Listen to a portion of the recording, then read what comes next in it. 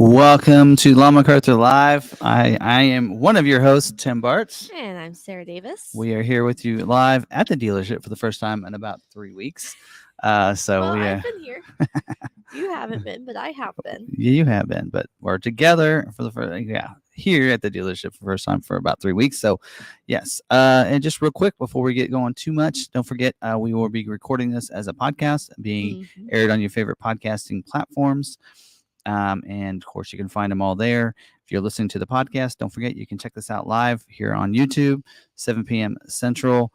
And you may want to go back and re-watch this because when we get to the section later, when we're talking about the Mavericks at Ford Nationals, we got some images that you might want to see. So you might want to watch the video instead of just listen to podcasts. But anyway, other than that, see what else we got here. Don't forget to do that all good stuff. Smash the like button. Really appreciate it if you guys do that. Helps it out. And don't forget if you're new, hit the subscribe button. Hit that notification bell so you can stay notified when we have other videos uploaded to the channel. See what else. Also, if you want any of the merch, we got all the stuff down there anyway. But other than that, so how are you back? How was your trip back? Long. It was 22 hours there, but then on the way back, we made it in 18 hours. Mm-hmm. Did you need a lot of diapers for the kids? Because they didn't get out much, did they? No, we stopped to let Will go potty and change Theo. So, but they did well. It was just long, and by the evening time, they were just done being in their car seats. So those of you that didn't watch last week, the week before, so we went to Carlisle, Pennsylvania. Sarah and Lebo and their 2 kids, they drove up all the way there from Salina, Kansas. So they drove up, and then of course my wife and I and your brother, we flew up to DC and spent a couple days outside of DC or in DC.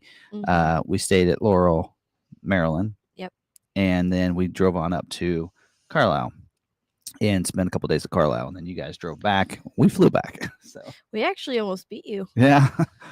We got back at 2 a.m. and you guys got back at 10 p.m. So we almost beat you. Yep. If we had left on time, we probably would have.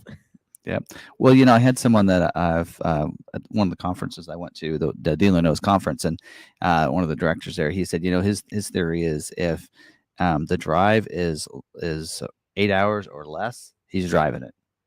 So because when you figure out, time at the airport, getting there early, or checking your bag, that kind of stuff, and Ubering to where you're going, that if you can drive there in 8 hours, that he's just gonna do the 8-hour drive. So sounds about right. So that only gets me to St. Louis, though.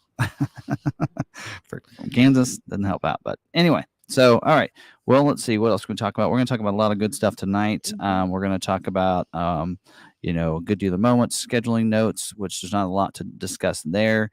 A couple different dealer news updates. There is some order guide changes. I did go through. There's 3 different ones. Really, there's 4 that changed. I looked through them, and only one of them that I saw any changes. I couldn't. There's some others that they usually will show you the pages that's different, and I looked through them, and I could not see the difference in any of them. But we'll talk about that. We'll get into recalls, including the Maverick. So we'll talk about that tonight. Some people trying to pick my brains at Carlisle about that, and we talked a little bit about that with those people. So, and then we'll talk about other Maverick news. A lot of Maverick stuff tonight because we're going to talk about recalls, including Maverick recalls. We're going to also talk about some canceled Maverick orders and what could be happening, and then with that, and then also we're going to talk about all the different Mavericks at the Ford National event. So yes, and I think that about covers it. All right, so let's get started. First, talking about our members. So if you want to become a member, you can do that by clicking that join button next to the schedule button. It's $4.99 a month. If you have an Apple phone or Apple product, you have to do things a little bit differently. You have to go to your web browser, go up to the link, hit the little A and big A, and then request desktop browser. And then you should be able to see it. Yep, that'll be there. So our members get perks. They get member videos that you cannot see unless you are a member. You get a member live every Friday. You get a lot walk every Saturday. We do extra little content in there. Do a little bit more blogging about us in there too.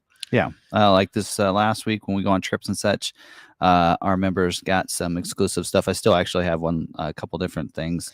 I did one video from our travels in DC, so more personal stuff for us. A lot of the members like to see some of the things. And I haven't posted my stuff yet. I haven't been able to collect my thoughts. Yeah. At this point, haven't been able to stop and think. So. I didn't, I was going to get some footage for our members specifically at the Carlisle event, but I got one with PA Outdoorsman. Yep. We'll talk a little bit more about him in a little bit, but also I have one from the Hershey's chocolate world or whatever. Yes. I actually did the video going through there. So anyway, so little fun things like that we throw into the members. So anyway, try to make it fun. Feels like a tight community. Plus the member live is always fun every Friday. So all right, what else we got? Oh, so speaking of that, you got some members that you want to talk to here? I haven't been tagging you guys today. I forgot to do that. But we'll just go through them. Yeah, we have Dennis Ferguson. He says, hello, Niles. We have Niles in here, an honorary member. He works here at McArthur. He's one of our moderators, but he knows all things aftermarket. We also have Ridgeview. He is our other moderator. He is amazing. He's the one that welcomes you in when you're in the chat. Keeps everyone in line for us. We have James Chapman in here with us. We have MM. We got to see her in Carlisle. There we go. She says, hey, guys. Yep. Go see her. Talk to her about her Bronco order. Yeah. All right. Columbia Basin Hobby says, I haven't been on a live stream for quite a while, but saw tonight's topic and wanted to see what it was all about. I have had my Maverick over a year and 22,500 miles later and still loving it. Awesome. Comments keep coming in. Yep. We have Deke Marshall, and I guess they're talking about chocolate. Oh, Hershey. Yeah. Yep. We did get some exclusive chocolate bars only found there. I did not get any of that because that would have sent my child into a fit. Dennis Ferguson, Mav build date moved back 2 days. Maybe a good thing right about now. All right, we have Gino Abbing saying hello from Tampa, home of the Rays. We have Alan. He says, at Long McArthur at Sarah Davis, evening from Oregon, 90 here today. Sarah looks like a mummy. I have been seeing, they started talking about the weather because I'm all bundled up, and they're like, she got used to the Carlisle heat, and now she's cold. Nope. It's a nice 65 constantly here. It's hot outside, so as we're outside and it's hot and I'm wearing short sleeves or, tank sleeves. We have the fans going and the AC pumped right over us. Yeah. So you're going to see me in my blanket most of the time during the summer because I don't want to put on sleeves. Mm-hmm. All right, who else we got? I got those guys. Let's go up here. Ray. Mabsim says hello. Yeah, he's the one that said it. Mabsim, we got to meet him. Yes. Jennifer. I'm not sure what y'all were talking about, but she says hey. Gene Hanks. I'm seeing more Mavericks here in North Mississippi. Now maybe 10 in my town alone. Woohoo. There you go. Glad to see them out. Jerry Parada. Hey, everyone. Been a few weeks away from the chat. Hope all is well. Saw him at Bronco Supercell. That was fun. Okay. Ray Kitchen. Hello, everyone. The truck is in. The truck is it. Truck is in. The truck is it. Okay. Yes, his is here. We have 4 of our members that had their truck show up, including, I don't know if she's in here, Stacy. Hers arrived today. Ooh. So yeah, exciting. so we got a lot of Mavericks that just showed up for some of our members. We have Misty Novotny. We have Scott Williams. And Montauk just turned 3,000 miles on my Rattler, and I love it. Everyone digs the stone gray. 3,000 already. Wow. Of course, it probably took you 1,000 to get home. Did he drive I home or can't did he remember. get delivered? No, I think he came and picked it up. Stacy is in here. I'm here. Hi. All right. Well, you mentioned her Maverick is here. Yes. I think it's actually her husband's Maverick. All right. Tim, anything to where the hybrid engine is built, Mexico versus U.S.? Well, the assembly Anything plant. to where the hybrid? Oh, where's the hybrid built? I think the hybrid actually is built in the States. Like the engine, yeah. The engine, yeah, the motor. Pretty sure. I'd have to go back to original footage that they gave us when they originally launched it, and they talked about it. I'm gonna have to go back and look at some of that info to get that for sure answered. But I believe it is in the U.S. Because yeah. All right. Who else? Anyway. And then we got to show this here. Josh. Mahathy. Josh here. Josh Hamilton. He's in here. He is at a dealer, and we're going to talk about it in just a little bit. We're going to highlight where Mike Mahathy, who is in here as well, got his recall fixed, and they took care of him. So we talked a little bit about that a couple weeks ago, but we'll give you the whole good dealer moment here in just a second. But all right, and I'm not seeing Mahathy's comment, but he says, thanks again, Tim. Get to pick up the Mav tomorrow. And he has been a member for 18 months. Wow. Okay. All right. I'll let you kind of keep managing some of that. Well, let's see. Okay, so this last week, talk about some of the videos that we did last week. So we were lucky enough, Ford Performance came out with a little reveal on Friday at 10 o'clock was when the embargo lifted, and got some of the information the night before. I'm like, we're going to be there. We'll just do a live at 10 a.m. So it is, you can find that now on our YouTube channel. I did it in short format on accident. Learn from that mistake. Anyway, so I did a walk around on that package. So that is an aftermarket performance package that your Ford Performance dealers can put on your vehicle that includes a supercharger. Whipple, 700 horsepower supercharger that's included under warranty, along with either a black or bronze appearance package to go along with it. So I think it's a $12,000 package, which is not bad because those superchargers alone are probably retail for about $10,000. So you can get that put on. So did a video on that. So again, it went live last Friday, but you can watch it on our YouTube channel. We also did 2 different live streams, one on Friday and one on Saturday at Carlisle. Went around, there were over 42 Mavericks. We did some walkarounds, talked to owners, where they're from, what was on their Maverick, what they've done to their Maverick. And I can tell you there weren't a lot of stock Mavericks there. A lot of them had some stuff added to it. So it was really cool to see. And also cool to see those that have their Mavericks, what equipment's on them and what they didn't put on their vehicles. So anyway, which is kind of fun. So check out those, as well as, of course, we took from our last week's live stream, we took those other clips of the Is It True and the one that we did about the BlueCruise, and we put those into separate videos as well. So we had some content while we were gone. Anyway, this week we're going to work on some performance vehicles. We've got a couple different builds that I want to highlight. It's an update to our build and on the Lightning Bolt. So it's a little bit different. It's actually a little lower than it has been in previous years. That's our tribute to the old Lightnings from the 1990s and 2000s. And also we'll do a video on, we have an EcoBeast package coming, as well as a Tremor R package that we're putting together. So we got some cool little packages our performance team has been putting together. Okay. That we'll get some videos on as soon as we can. Some of those names, but okay. Yeah, I know. I don't come up with them. Neither do I. I just report the news. At least it's not LM. Yeah. Anyway, okay. Now, don't forget also about the channels, all the channels we support. All Terrain Nation. I watched their live stream last night. You don't forget the Johnny's Car Care and Reviews. I love watching his as well. I watched his member live last night. Didn't get a chance to be able to comment on it, but I did watch it.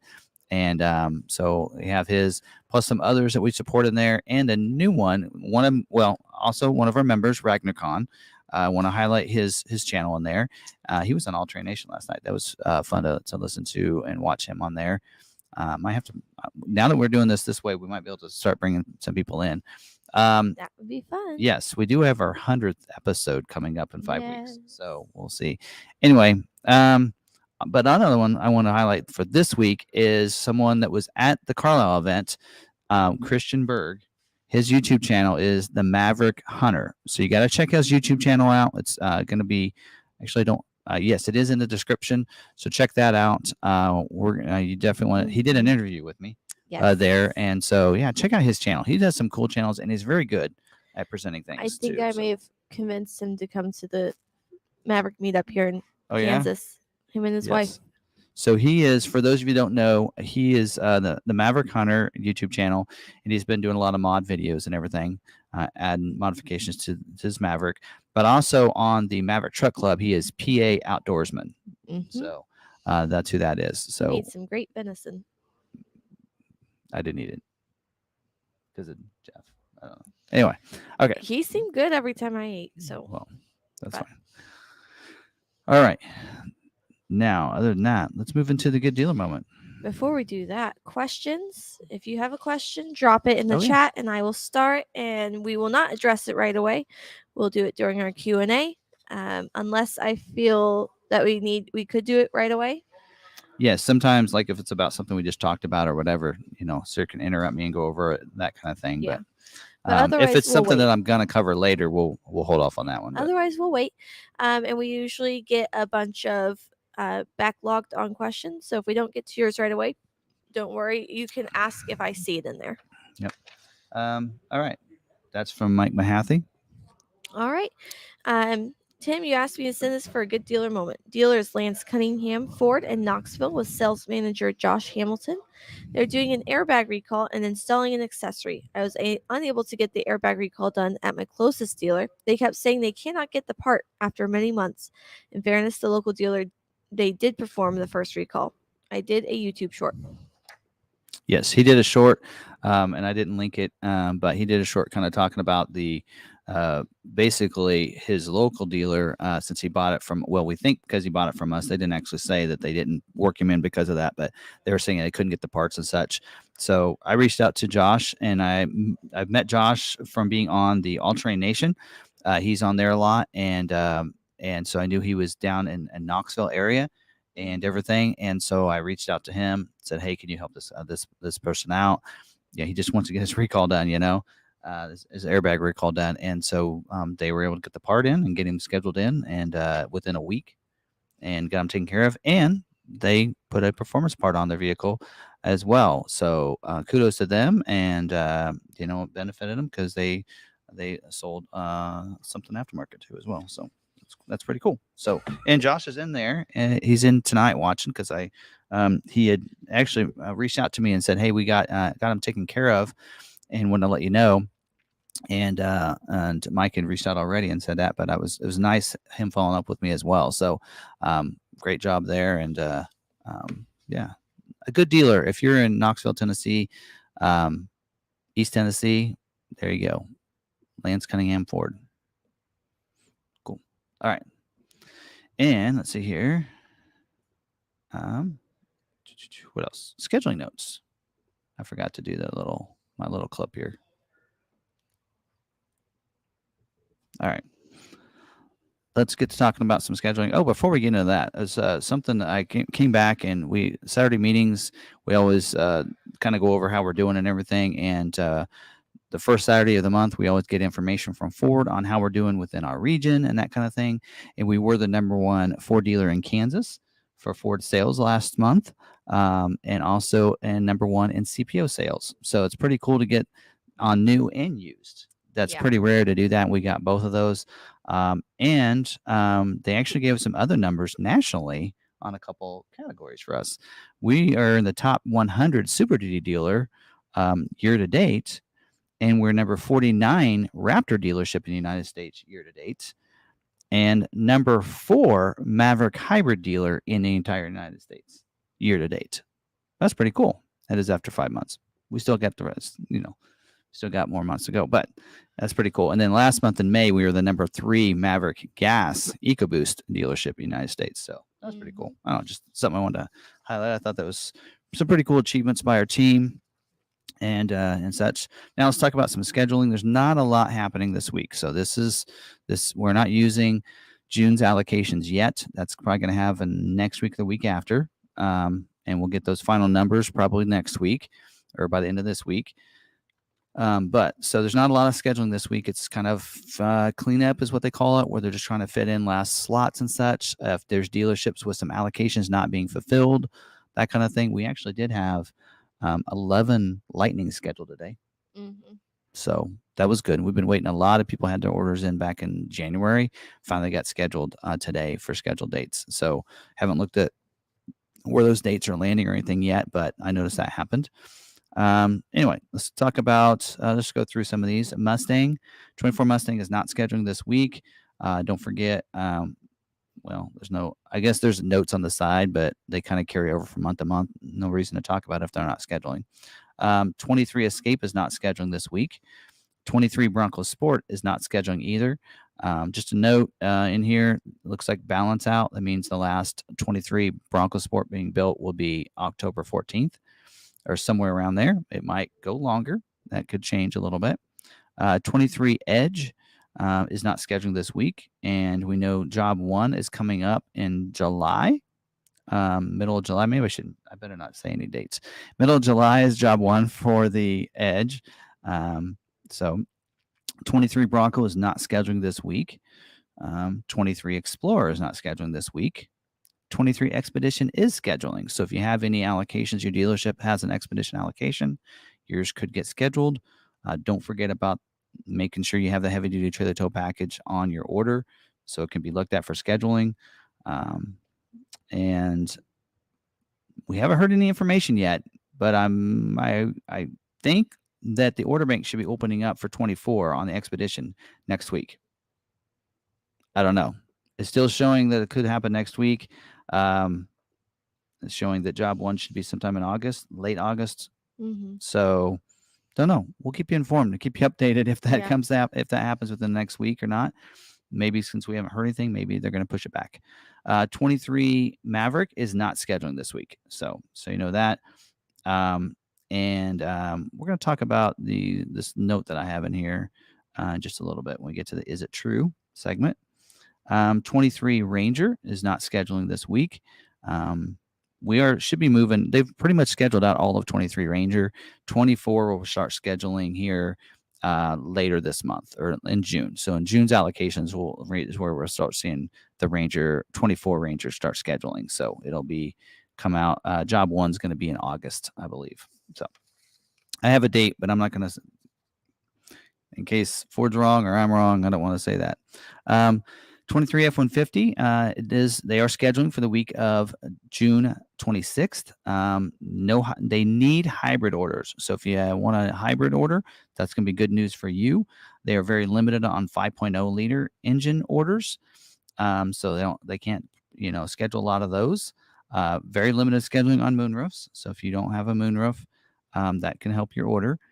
They do not have any additional Tremor or Heritage packages available to schedule this month. Very limited scheduling for the 20-inch all-terrain tires. Also very limited scheduling for the 18-inch chrome appearance package wheel. No black running boards available to schedule right now. And no 17-inch all-season tires for those XL two-wheel drives. So, all right. 23 Super Duty. They are scheduling for weeks 6/19 and the week of 6/26. So we go do this every week, but I want to make sure people know, I've talked a little bit about this now, that when we talk about scheduling, if you have an order submitted that's not been scheduled, what we're talking about is the possibility of yours getting scheduled and what weeks it could get scheduled for. So for this case, the Super Duty would be the weeks of 6/19 and the week of 6/26. So now keep in mind, limited scheduling on the King Ranch and Platinum. So it means if you have one of those orders, they're only going to schedule a few of those. They said exhausted availability unlimited. So if you have a limited, it probably will not get scheduled. Also, limited availability for the interior work surface if you have that, which is option 52S. Exhausted availability on the F600 4x4. Also on the four corner strobe light system 91G. That's typically people on fleet company vehicles. They'll put that on there. Also, exhausted availability for the 6.8 liter XL standard heavy duty alternator. That would be option 67B, 67D, 67E. And then exhausted availability for the black interior 89B as well. So again, we're just trying to fill in those last holes. So that's why we see some limited stuff in here. And some of these are carrying over from week to week. And as we get going here, Transconnect Van and Wagon is scheduling this week for build dates in July, almost every month in July. Transit is also scheduling for the week of 7/17 or 7/24. There's a lot of different constraints on that. So currently not available is the power sliding door, limited availability for the 360 camera, the power outlet, the low roof bus, the medium roof van and bus, the 3.5 liter GTDI, the trail package, limited availability on that. And then they do, it says orders needed from dealers with remaining BEV commodity allocation. So if you have a e-transit order, they need those orders. They are balanced out on power running boards, the barn doors, that's option 59A, all crew van body codes, and the 10360 GVWR van cabin chassis and cutaways, as well as the depopulated key fob.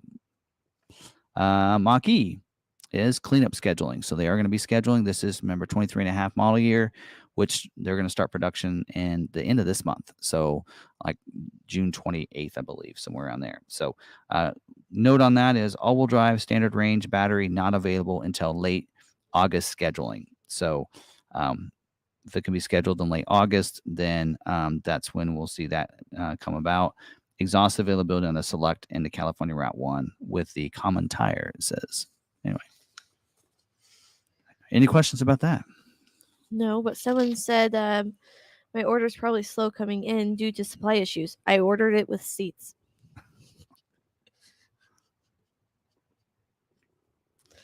I just had to mention that one. No comment.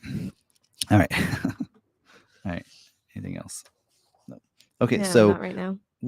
so a lot of times we'll know our allocation at the end of this week. So I'm not sure if that means that they're gonna start scheduling next week or not.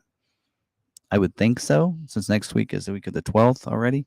So so hopefully they'll start scheduling for next month's allocation. So I did have one. I got a feeling that there's actually going to be I don't know, I shouldn't say anything because I don't want to start a rumor, so I won't say anything. I'll tell my members Friday. What? I don't want order bank. I want a delivery bank. Ordered a 22 Maverick, not one single email. Oh, you should have gotten at least one email. Yep. So either your dealership doesn't have the correct email address or it's not in there. It's not in there.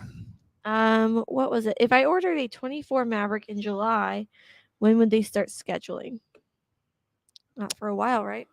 Well, yeah, we don't know for sure. We think you can order in July. But yes, Everything's really a toss-up depends. at this point. If 70,000 orders get put in the same time, then it's going to happen when it happens. Depends if we're the first order put in. Are there constraints? I mean, next year won't be any different than this year. There are going to be some things that are going to be, hey, almost everybody wants this certain package and only a certain percent is what they can build. The manufacturing and the capacity for certain packages aren't going to change. They're still going to be pretty close to what they are now. Unless their supplier can really ramp up production and they can do more. Sometimes you got to remember this too, is that some of these packages, the reason the percentages are where they're at isn't necessarily supply chain. It's also how fast they can make those and put those on. So we had somebody at a plant that reached out to us and told us this because there was a certain vehicle line. I won't tell you who because I don't want to tell what plant I heard this from, but where it actually they had this other audio system that was installed that was an upgraded audio. Well, it took them longer. It took them.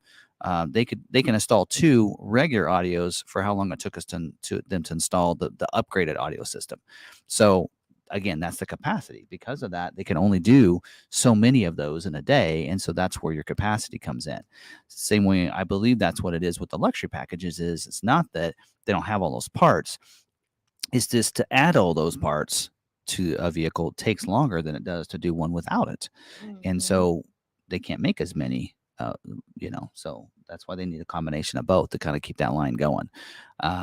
Anyway, so all right. Anything else there? If not, I'll move on to dealer news. I think we're good. Okay.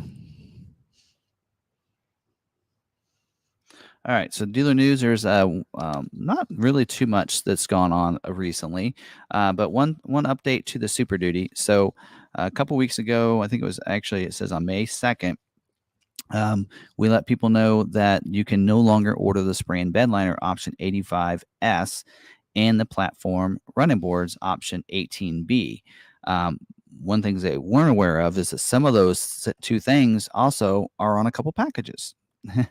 So because of that, so the sport appearance package, black appearance package comes with the first off, the black appearance package comes with the spray and bed liner, and the sport appearance package and the XLT premium package, they come with the platform running boards. So because of that, those three packages are no longer available to order on the Super Duty. So they added those to the things that can't be ordered anymore on the Super Duty. So they just close down the Super Duty orders.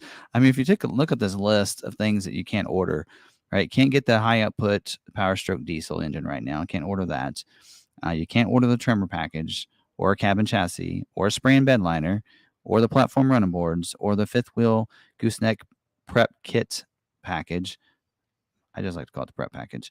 The sport appearance package, black appearance package, the XLT premium package can't be ordered. King Ranch trim can't be ordered. Platinum can't be ordered. Limited can't be ordered. F450 can't be ordered. And tonneau covers can't be ordered. So what can you order?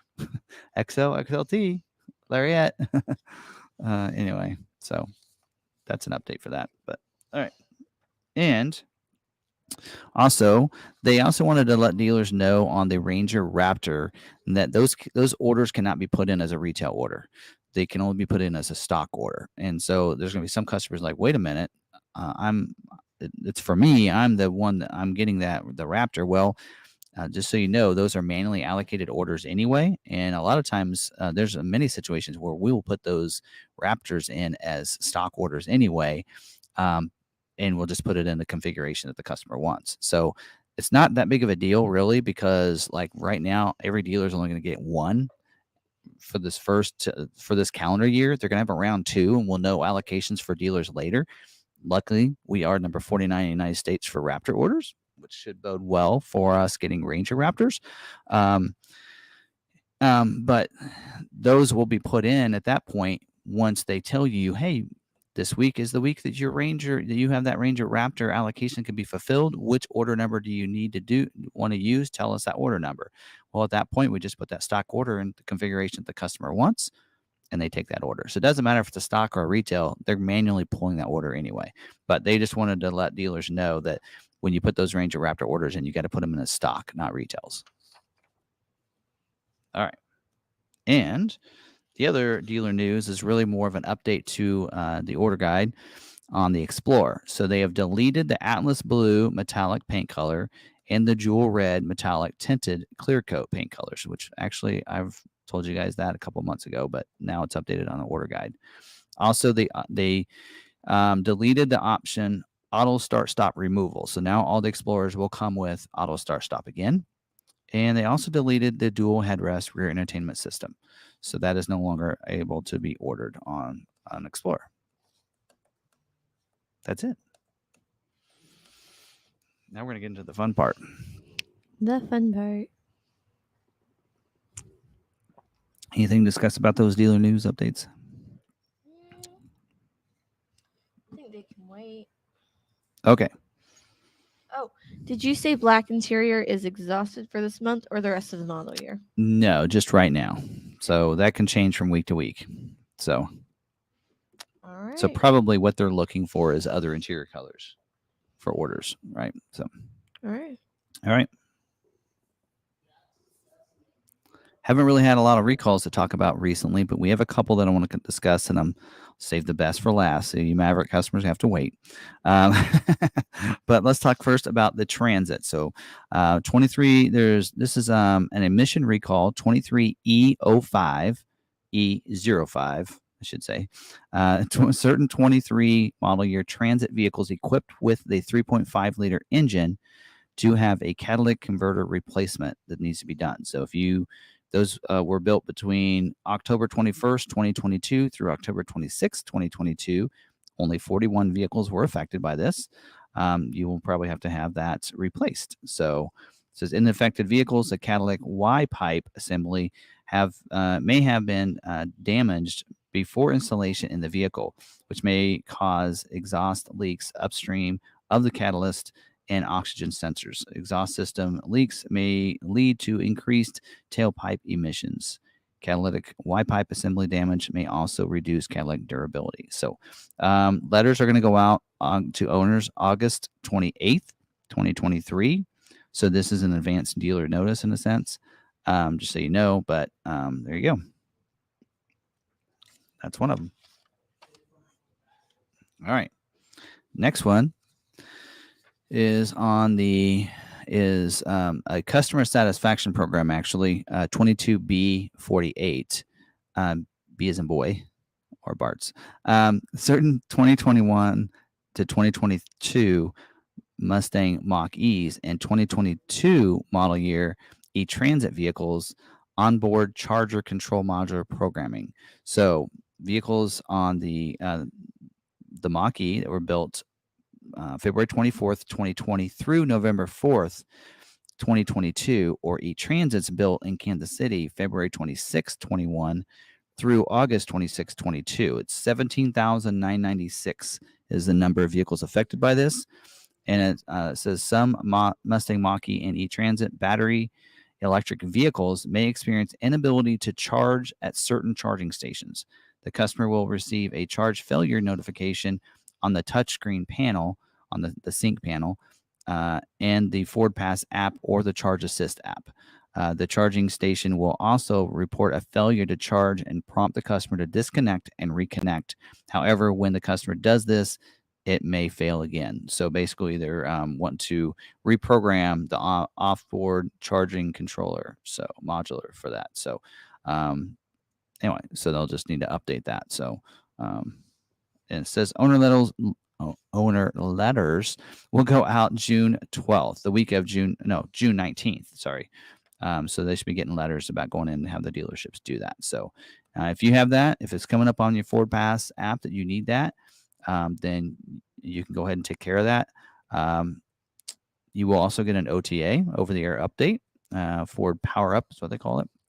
So in addition to dealers being able to update vehicles using the FDRS, Ford has also deployed an OTA software update for the Mustang Mach-E vehicles. So Mach-E's can get the OTA. E-Transit vehicles under this program are not OTA capable, so they don't have Sync 4 evidently. So there you All right. All right. Here's one on the Maverick. It's not the one you're hoping for.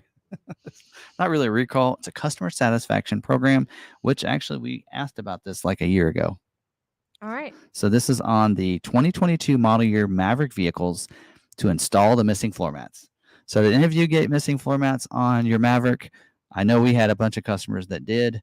They were behind, and so they shipped the vehicles without floor mats.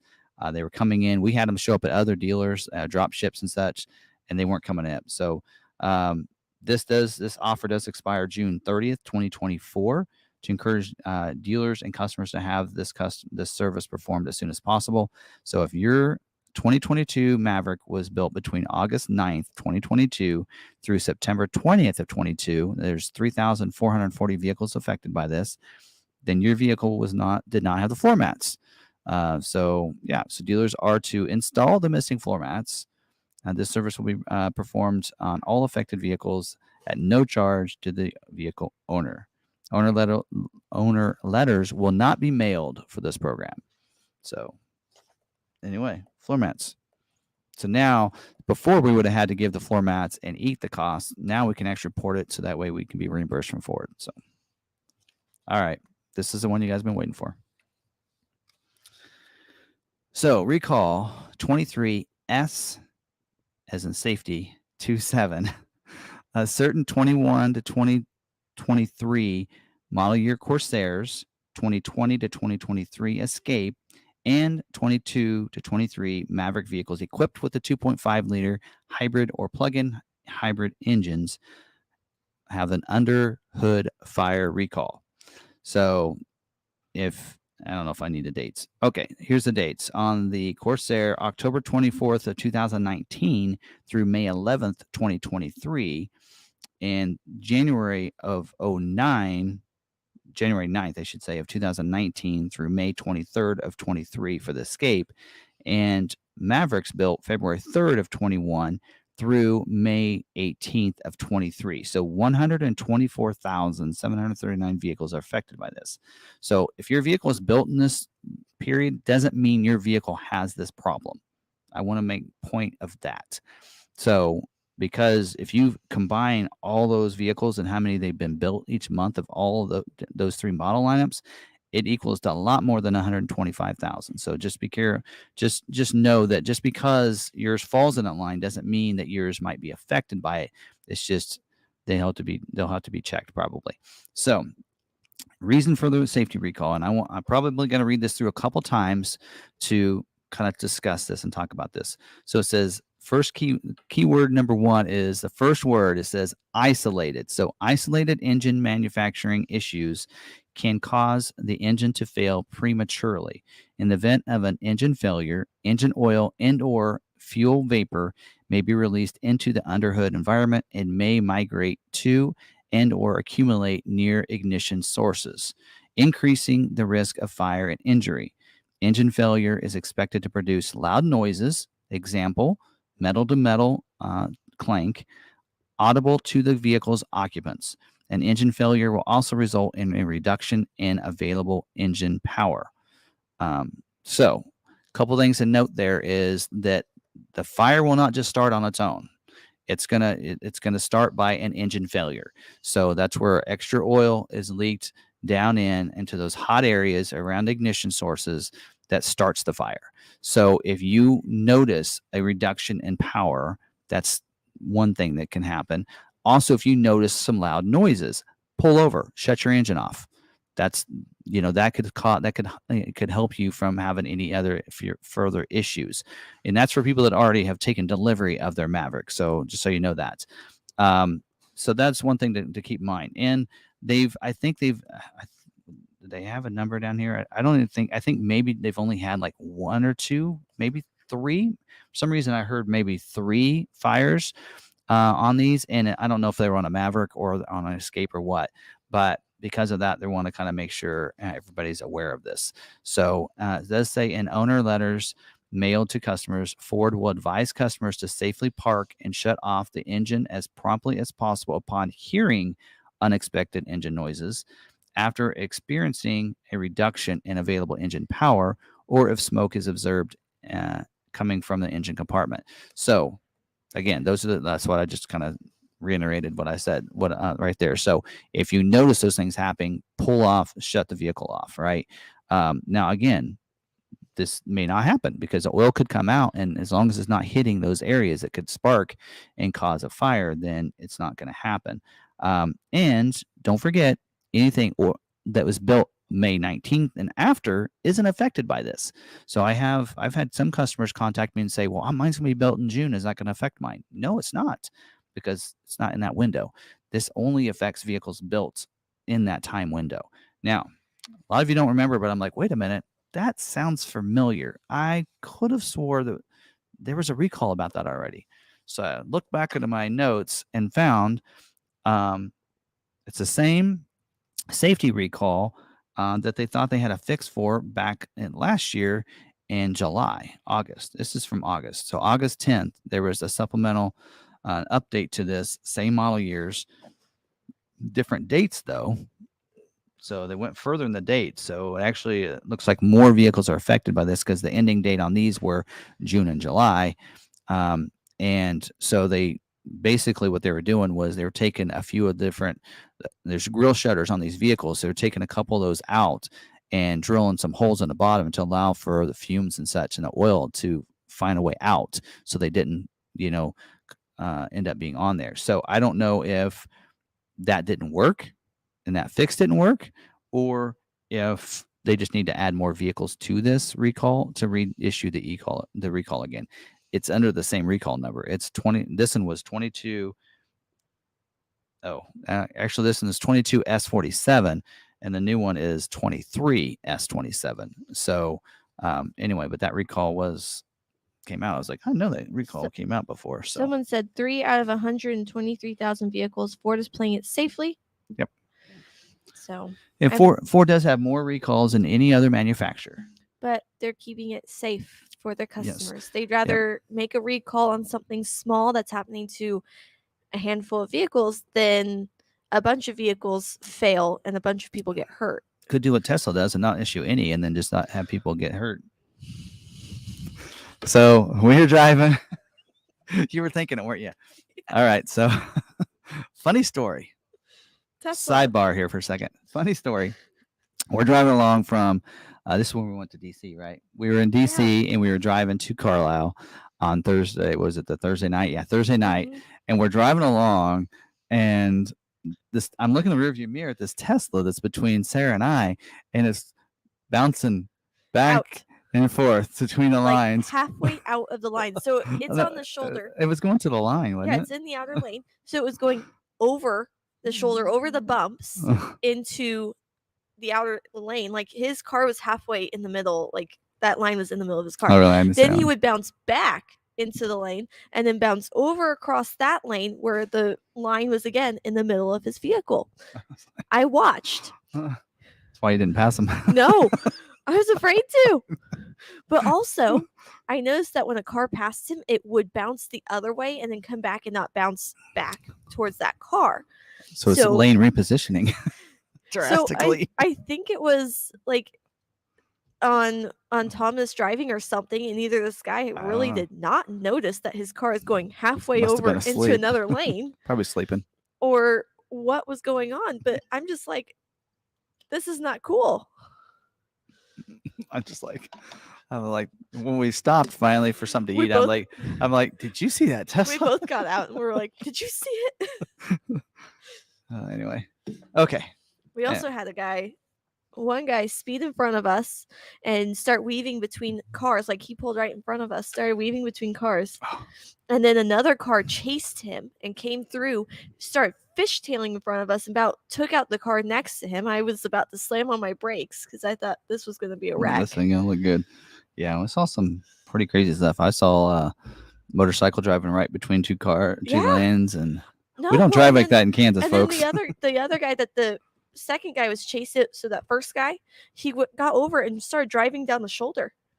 Yeah, I saw that happen. I had one guy was going down the shoulder, and I was like, are you kidding me? Anyway, okay. Enough of the sidebar. Okay, what else? Recalls. All right. Any questions on that? Probably will be. Yeah. So again, a reminder, if your vehicle is being built after May 19th, then you don't have to worry. Your vehicle, they have an end date for a reason because they figured out what the cause was, and they have that fix. So you don't have to worry about it if you're built after that. So really, and then if you've taken delivery of your vehicle, yes, you need to get the recall done, but you can still drive your vehicle. The people that are really going to be affected by this, for the most part, of course, people need to get the 125,000 people need a recall done. Which is a big deal, but there are more people that are more concerned about not having their vehicle to drive, right? And so the people that are going to be affected by this are the people that are in that date window that haven't taken delivery of the vehicle yet, because dealerships cannot deliver the vehicle. They're saying there may not be a fix until fourth quarter. Evidently, the fix they had is not going to be good enough, which actually doesn't surprise me. But so really, I mean, I think we have 6 that are here that haven't been delivered, but I even think that we had some that came in. We had 4 members that I know for a fact that had orders that came in that's in the last week. Theirs would have been built in that window. And of course, the first thing we do is we check for recall. So by the way, did you know what Ford stands for? Fix our recalls daily. I like it. So there we go. Ditch the hitch. Now fix our recalls daily. So I can't take credit for that. I'm not sure the person that said it wants me to get credit to him or not. But anyway, so yeah, so those are the people that are going to be affected by this. The people that theirs was built in that time window and haven't taken delivery. They haven't shown up at the dealership yet. So we're probably going to see a couple more weeks. I mean, the vehicle built the 18th should be arriving at most dealerships by the 18th of June, which is in the next week or so. So those would be the ones that would be affected. And every time a vehicle comes in, the service department, before it can be delivered, has to do a search and see if there's a recall on that vehicle. So I know some people have said, hey, I put my VIN number in and it's not showing up. Well, maybe yours isn't affected then. Or if you're putting it, I think some people were putting those in were vehicles that weren't built yet. I'm like, well, then you won't be affected in that, because if it's not built yet, you're not affected by this recall. So, so anyway, those are some things. And then when you're driving your vehicle, if you are built within those dates, then just be, driving your vehicle and understand, if you hear these noises, if you hear an engine failure, then pull over. So, all right. You started something. I did. Yeah. The Ford. Used to be fix and repair daily, but first on race day, found on roadside dead. Forever our repair department. See, it used to be first on Sunday, sell on Monday. Or wait, or something like that. I don't know. Okay. All right. What do you got up here on the screen? Feeling better about the delay in scheduling now. Yeah. Yes. So if you're being delayed, probably not a bad idea right now. Currently scheduled for the week of July 17th. So hopefully no additional issues to worry about. Yeah. And Ford wants to make sure that, Yeah. I mean, they're going to do recalls because they want their vehicles to be safe. They don't want people in vehicles having issues. If they find about something, they're going to issue that recall and get it fixed. So they don't wait for the National Highway and Safety to tell them they need to do a recall. Yeah. Tim Johnson says, well, I was going to paint flames on my Maverick. May not be necessary now. But maybe if you do, then it won't happen. Yeah. Specs. She says, I don't see how the dealership can deliver mine today. He's picking up a second Maverick today. Well, if it doesn't have the recall, just because it was in that window doesn't mean that it's going to have it. Mm-hmm. So as long as it passes and it's not flagged as a recall, then they can deliver it. Right. So just have to find out. So the dealership will, that's when every vehicle comes in, they get an inspection, and part of that inspection is checking for any kind of recalls. Yep. Is the floor mat issue for carpeted front or also the back? Okay, so on all the Mavericks for 22, they were only front floor mats. They never included rear floor mats. And we're talking about the carpeted mats, the standard mats, not any of the aftermarket mats. So the standard mats were just carpeted in the front. So the dealership should give you carpeted mats, and then they will get reimbursed for that. So, good question. All right.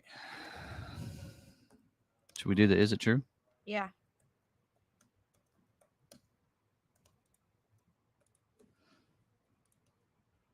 All right. So I didn't have an is it true for this week, and then I'm like, you know what? We're going to do this for an is it true. So is it true that Ford is canceling Ford Maverick orders? So let's get everybody stirred up right now. Oh, well, anyway. Okay, so is Ford canceling Maverick orders? Yes. We talked about this last week. So it is true. They're going to cancel orders. There are a lot of orders, and priority 99. Actually, you know what? I'm going to look at something. There are. So basically, all the orders had to be COVP'd. So here is one of the dilemmas that's happening right now is that if you made a change to your order, then your body code won't match up with what it was original COVP'd. So Ford went through all of the orders, all the Maverick orders, and if they matched up your Maverick order with a body code, and then if they didn't see a COVP under that body code, then they said you need to COVP these orders. So we were given 38 orders as an example, not too bad out of 700, 38 orders. And several of them we had COVP'd, so we just submitted them again, and they got taken care of. We had 18 left of those, and so we were like, well, we have not only did we resubmitted them again under the original one that they put the order in for, they got verified, and we had, hey, they're certified, they're verified and such, but they weren't the right body code. So on Friday they ended it. Monday, all those 18 orders were in Priority 99. So we did find out, I think, 8 of those orders. The reason we didn't get them COVP is because they decided they didn't want them when they ordered them back in September. We just never canceled the order. So those 8 we canceled. We took care of those 8, and then that left 10 orders. And looking at those orders, we realized that what they had registered in COVP was a different body code than what we had, because the customer had changed the body code. And so they said, well, these ones now, any order as of Monday that was in Priority 99 will be canceled. That's what they said. They're going to be canceled. We're like, well, we have 10 there that better not be canceled. And we got with our people, and I went to included someone else that could maybe, I think, help us. And I said, no. And here's the deal. And I sent them a copy of the dealer memo that says nothing in there about verifying or checking your body codes for COVP. Because if somebody ordered and I says, here's your problem. And I told them this, I says, you're going to have a major problem, because we're probably more aware of what's going on than most dealerships in the country. And when it comes to dealer news updates and what's going on, and even helping other dealers, if we didn't know or think about to double check the body code and not just look for the COVP, there's going to be other dealerships having the same issue, and there's going to be people getting their orders canceled, because in your memo, you did not say to double check your body codes in your COVP. So you got a major issue here. So those 10, they did pass it on up, and they're not getting canceled, by the way, for us. But there are going to be some that will be canceled. So not to scare anybody out there about that, they shouldn't be. But and those that have an order with us, please, and I said this 2 weeks ago, and I still had people contact me, please do not need to worry about any order you have at McArthur. They're taken care of. But other customers, if you want to check with your dealers, find out ask them, can you look at my priority code as of today and tell me what it is, and see if it's a 99? Because if it's a 99, then your order is going to get canceled by the end of the week. If it's not a 99, of course, then they'll tell you if it's a 10, whatever, right? So, but yes, like I said, we do have 10 orders. We're very aware of what those 10 orders are. They're not going to be canceled. They're going to be put back in the priority code that they're at and not get canceled. But there are some dealers that will have theirs canceled. So maybe a good idea to do that. Again, if you have an order with us, you do not need to call and ask that. I got you taken care of. I got your back. None of that's gonna happen. We saved those 10 orders from that happening, and it was some people that switched. And I told them, I'm like, you ask customers to switch from hybrid to EcoBoost to help you out. And so in doing that, they switched, especially on the Lariat. If you switched from hybrid to EcoBoost, you had to go to all-wheel drive on a Lariat trim. Mm-hmm. So if they wanted a Lariat hybrid and they go to EcoBoost hybrid, or Lariat, they had to go all-wheel drive. Well, that changed their body code. So you told people to change, but then you didn't tell people they had to re-COVP their orders. Yeah. Right? Mm-hmm. It's going to be a major problem. Anyway, there you go. Is it true for this week? All right. Stir up some people there. Yeah, in fact, they said, too late, all stirred up. But here's something to think about. Okay. So if you want to look at, if let's say that does happen, let's say you have an order get canceled, we only have like about another month of scheduling, maybe 2 months of scheduling. There are a lot of people that wouldn't get scheduled anyway, and they're going to have to re-put in an order. Mm-hmm. So I don't think a lot of people realize if you're on schedule for 23, it's not going to just roll into 24 model year for you, and you're going to just be good to go. You're going to have to reorder your Maverick in 24 when the order banks open up again, just like we did last year. It was no different than last year, same way, but you'll have to put that order in again. So even if these 10 orders maybe did get canceled, yeah, I'd feel bad, especially if they could have gotten scheduled in this, in the next month. But scheduling for 24 is just right around the corner. So that's the bright side of the thing. So if it does get canceled, reorder. We would, like we're prioritizing everybody that has a 23 order with us. It doesn't get scheduled. We're going to prioritize those orders for 24. So yeah. Ragnarcon says, wait, I have an idea. How about you build COVP process into WebDo so they don't have to do this nonsense matching? That would be awesome, Ford. My consulting fee is $5,000 net, 45 days. Okay, thanks. Or he will take a dark horse. I think that's a great idea. So while you're in there Yeah. putting your order in, you put the name, everything, and why don't they just take that? I mean, you got of course, I guess you need more than just an order because then you need the confirmation of everything. Yeah. But Can you assign customers priority code 8? No. hold on, No? I wasn't going to mention that. They are. We'll talk about Wait, that. I thought we could only do 10 through 19. They're Is everything I know just here. You know what? You didn't work today. You know, maybe if you came to work. So she was off today. So this is her last day of vacation. She came in just to talk to you guys. So right here, check that out. So there is something coming. So you probably somebody put that out there. I'm not saying anything yet, but there's a possibility that they're going to open up and have more priority codes than 10 to 19. So because to be honest, I mean, think about that. They're only using 1 and 2s. Yeah. Because a lot of time you see a 1 and 2 priority and you see a 10, but you never see a 3 to 9. Yep. Anyway. All right. We'll get back to that. I don't want to say anything Okey-dokey. because right here it does say that they're still testing it. So they said don't use it because they're still testing it. But good to know.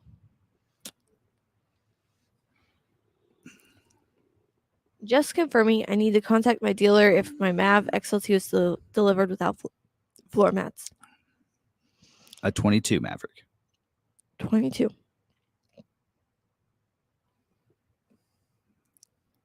No. All right. All right. Anything else? No. All right. I was just looking for more questions.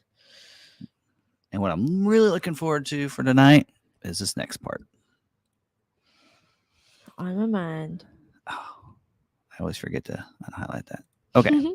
So tonight, let's talk a little bit about the Carlisle event. So we went to the Ford Nationals in Carlisle, Pennsylvania. And by the way, thanks for the people that I know, PA Outdoorsman tagged us in a post that make us aware of that.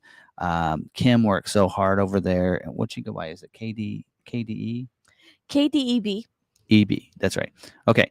And she did a great Kim job. De Bourbon. Yes, she did. Her and her husband worked really hard. They were amazing. Chaz and Kim are phenomenal. They were great. So this is kind of a pictorial is what I'm calling it. So we're going to add this here. And actually, I want to do it a little differently than that. Let's go here. There we go. So first of all, this is one picture that I took from on top of this hill looking over. And this isn't even half of what all the vehicles were there. So I don't know if they broke a record or not. I don't know what their final number was. Somebody probably can find this out. But there was a ton of vehicles there. A lot of Mustangs, but all Fords, even some Mercury and some Lincolns. They were loud. But this was a big event. I didn't even know this event was going on every year. Maybe something we go to almost every year. So we had, I don't know about you, I'm sure you did too. We had a blast hanging out with these Ford owners. Ford represented really big, of course. It made sense. They were showing vehicles that had never been shown in public, like the Ranger Raptor. The only ones that were able to see that vehicle in person prior to last week was journalists. I still haven't seen it. Oh, you didn't go? I didn't get to go over. We were too busy running around doing things, so I still haven't seen it. I did. There were so many people. I wanted to do a walk around on it. There's just so many people around the vehicles that I wasn't able to. I got some B-roll that I'll probably try to throw into a video at some point. But they were there. Ford Performance was there. That's where they revealed the new Ford Performance 700 package that I talked about. Was there. They had what else? Of course, Shelby America was there. RTR was there in full force this year. By the way, RTR is partnering with Ford. So like on a Mustang, starting in January, I found out you're going to be able to order RTR Mustang, factory one, and it's the mod center's right there at Flat Rock. So the vehicle gets built, goes to a mod center right there on the property, gets the RTR package and ships out much faster than anything else. So, Yeah. one step on Roush here. They are working and partnering with Ford, and which is the reason why they are the first manufacturer to have a Mustang. I mean, so that's pretty cool. So, also Von Gittin Jr. was there from RTR, and they released what a week ago now about their Spec 2 2024 Ford Mustang build and what comes on it, which you can get that ahead of time from dealers. Not sure when, and then in January you can order them that way, and they'll be put on there. But what's really cool about that is that they're partnering with it. What Von Gittin Jr. for the very first time, the 2024 Mustang was drifted Yes. for the first time at Carlisle. Yes. Which was amazing. First time for an event was at Carlisle. Yes. So that was pretty cool. He had like 4 sessions. We went to the last one. I do have some video of that. I'm going to get that together as well. I got some video and So, pictures too. And yeah. I got a short. I Yeah. made sure to get a short. So you can check out his Instagram. He does a lot with that, but Mhm. pretty cool. Anyway, moving on. Let's go on to the next one. So as I arrived, I saw this. I did So not see it. as I arrived. Mabsim Mark. He's one of He our is in here members. today. Is he in here? I figured he wouldn't miss it. So he had this and that on the Mustang or on his Maverick. So it's like we were driving the vehicles. So Yeah. it was pretty cool. Spent a lot of time with him as well, and it was a lot of fun. Everybody was so fun to hang out with and talk to. I felt like I needed to go do other things too and such. I wanted to spend more time there at that. But so there's the booth. There's the tent that was put up for at the Carlisle event for the Maverick Truck Club. So, Maverick Truck Club started as a forum, but now is a club. Yes. In fact, they got awarded by Ford Performance as a Club Connect. So they are a registered enthusiast club.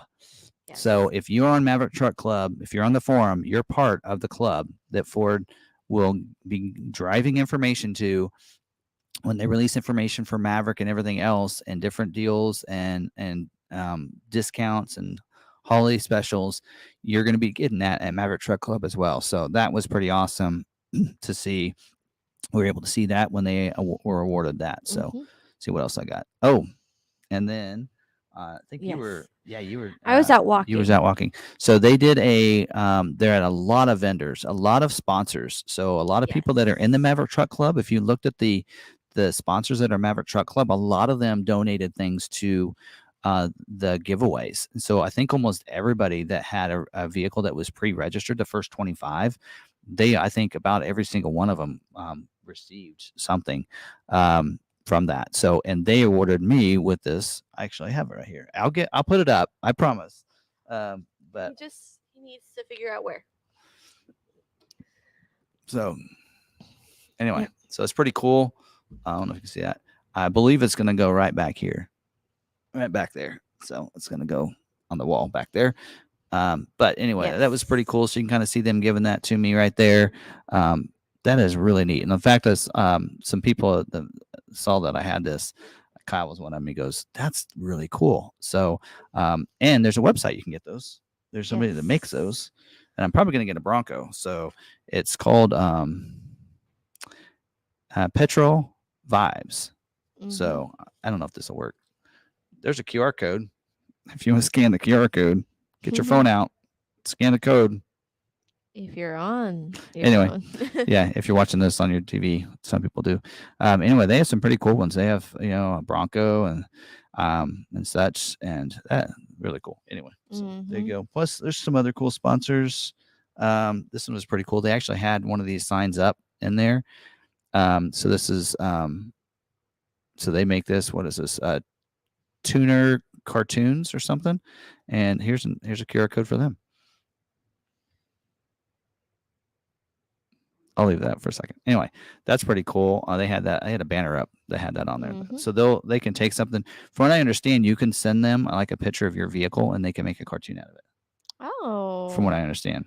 I might need to do that. Yes, because I can't find anything that has a Bronco looks like mine. Is that where everyone's getting their Broncos done? I don't know. Have you But seen those? it was pretty cool. But there's a bunch of others. Some people, I said, send me your videos or your vehicles with the installs.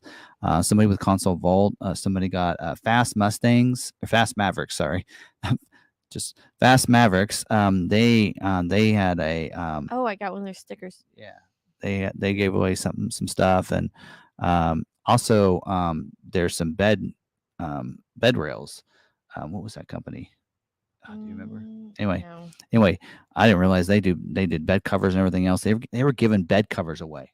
It was crazy. So anyway, a lot of fun. So there you can see that a little bit better what that looks like.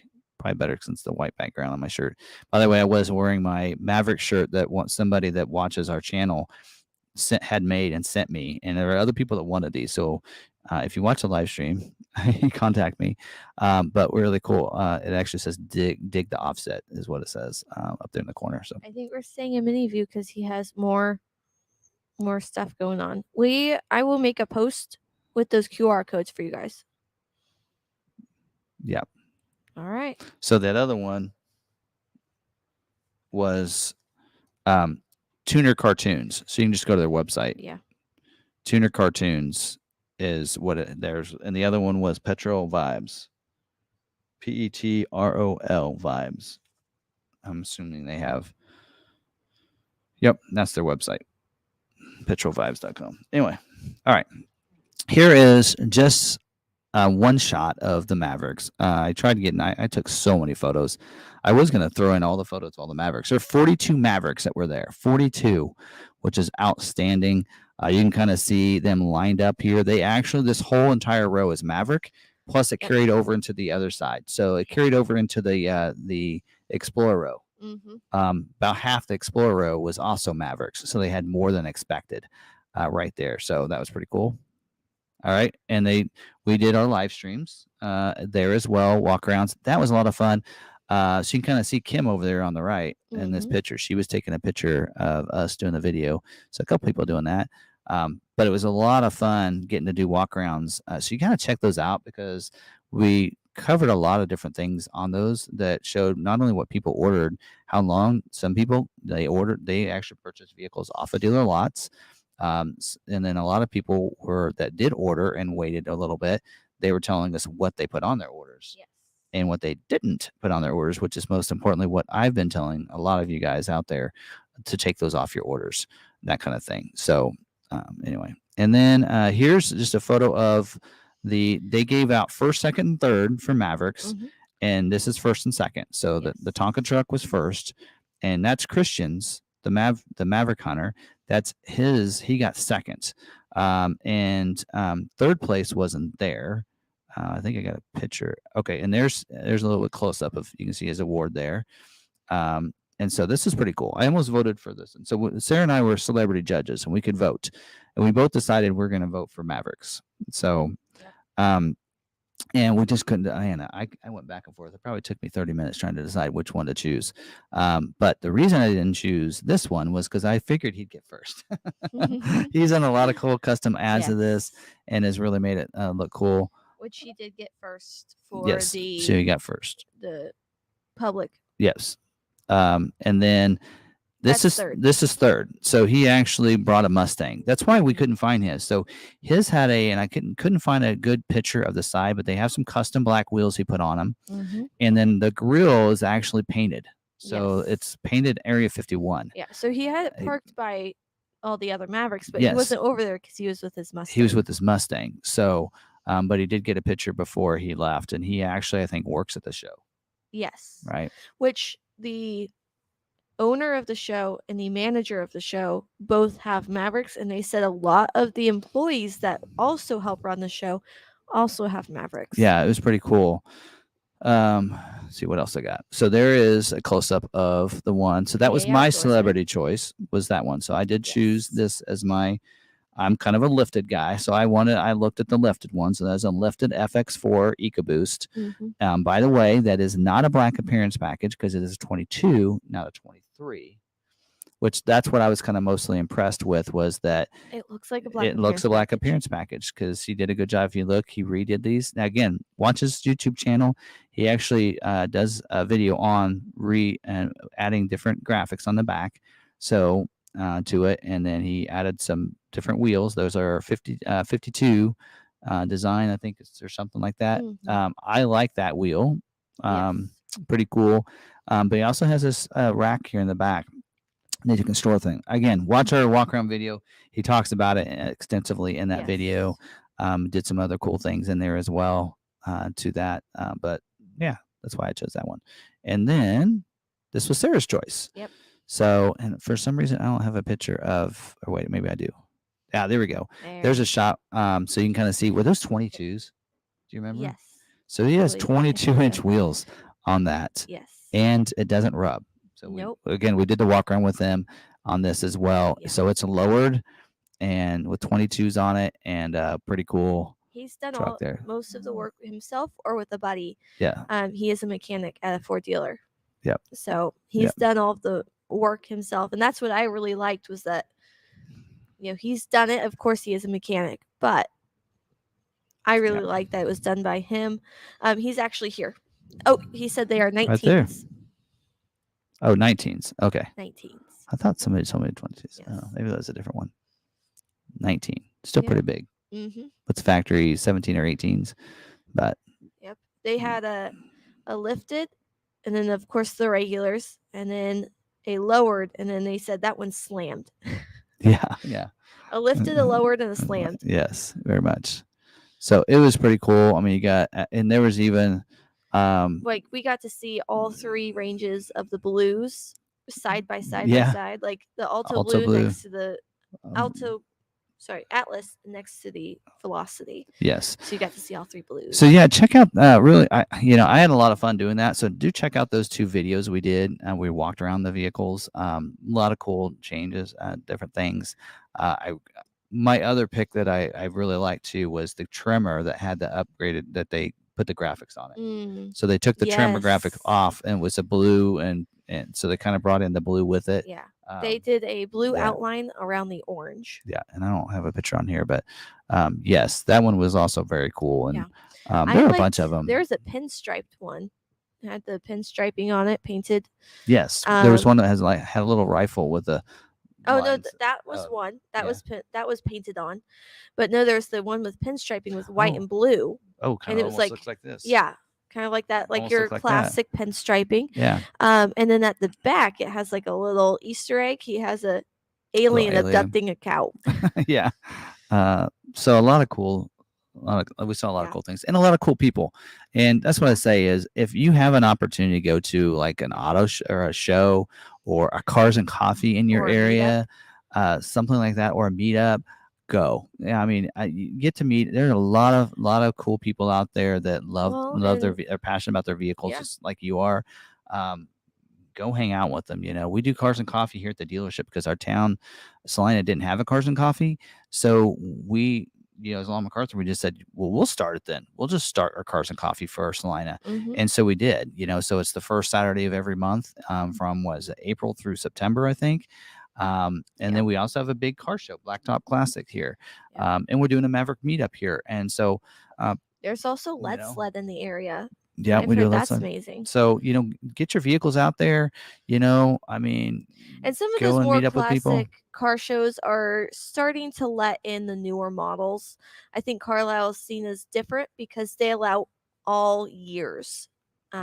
All model years. Well, as many Mavericks as they had this year, next year, I mean, somebody had mentioned there, said they'll probably more than likely divide it up next year and make a hybrid and an EcoBoost category, because of the different things. And like a lot of those, like Mustang, they would have they broke it down to one model year. Yes. In Mustangs. And then they even within that model year, they broke it down between stock and modified. So if you made modifications to it, which you were in the modified. Mustang is the primary vehicle that was on the field. So I mean, they might do the same thing with I think when you get older ones, having stock ones and that you've taken care of and they're still in good shape is one thing. So you may not see that yet, but I could definitely see, a EcoBoost and a hybrid, at least breaking out into powertrains, possibly. I don't know, because really, to be honest, the look of them isn't different between the two. The only difference is that what's underneath the hood. Yeah. So I don't know if they need to break it down that way, but maybe a modified versus stock. I mean, Mhm. something like that. But I I don't mean, know. It's pretty cool. the communities in the car world can be incredible, Yeah. very welcoming, very open, very amazing. In fact, we were at the Carlisle show, and then we went to Hershey, and people were rude. And we were Oh, yeah, like, we were like, this we've is been not. at this car show where everyone's so nice and friendly. Even the people not with the Maverick Truck Club, almost everyone was nice and friendly. Everyone with the vehicle there was nice, friendly. They're there to chat, to interact, to get to know each other, to Mhm. be there, present, and happy and excited. You go to Hershey, and it's just Everybody was there. It everyone's was like, rude. yeah. So, yeah, it was weird because we went in there, like we were in line and had to go through this back and forth, right? And so my wife wanted to just And it take a wasn't just picture. the workers; it was the people. the people. So she The was there. workers were nice. She wanted to take a picture of the mural that was on this wall. So she was just taking a second to get it and wait for the people to get out of the picture. And people were passing her and they didn't care. No. And then, at one point I stood beside her so they couldn't pass. And then she took the picture and they were like, "You're going?" We're like, "Yeah, we're just taking a picture." I mean, it's not like you're gonna have to wait anyway when you get at the top of the hill of the thing. When we got done, I was like, these people are not. I mean, going to this, it was just like, wow. Yeah. Take me back to the auto show, please. If you're looking for a nice community of people that want to sit around and just chat all day, car shows is where it's going to be at. I really enjoy it. Jeff said, "Did you give them a Hershey bar?" Well, I didn't get mine until later, but I definitely would have gave them my free one. Yeah. If they just chill out a little bit. So what I told them, what I had said, I said more than likely they went to the amusement park all day and they were just wore out with their kids, and so they were just cranky by then. Except the people that were cranky did not have kids with them. I don't know. I was just like, wow. So at one point you guys got ahead of us and we were like, hey, you're like, oh, just come up here. They'll let you come up here. I was like, I don't think they will. And they were like, nope, you can go back there. Yeah. We're from Kansas. Everyone's nice in Kansas. Like they stay positive, people. Be kind to one another. We're not ending that. Not ending live stream yet. We're from Kansas, we're here to help each other out. Oh boy. Anyway. Yeah. But I think we plan to go back next year. I think Lebo wants to find an enclosed trailer and take the Lightning or one of his town cars, because they only had two town cars on the field, 2 Lincoln town cars. That's it. So he's like, well, I could take mine and get 3rd place. Get an award. So, I just either that or we're going to take the Lightning, because we did look through the Lightnings. There were about a handful, maybe about 10 to 20, somewhere in there. Yeah. And, we didn't see anyone like ours. There were some cool ones, but ours is red or white with the red accents. And I saw one other white. Yours is the right colors. Yeah. Ours looks good. Yep. All right. That's all I had for that. So I'm ready for questions if people have questions or to chat about whatever else. I feel like the first part of the live stream, I'm like hunched over, reading my notes. Now I can sit back and relax. We have 42 starred comments here. That's it. All right. I'm ready. I might have to go get more pop. I need a drink.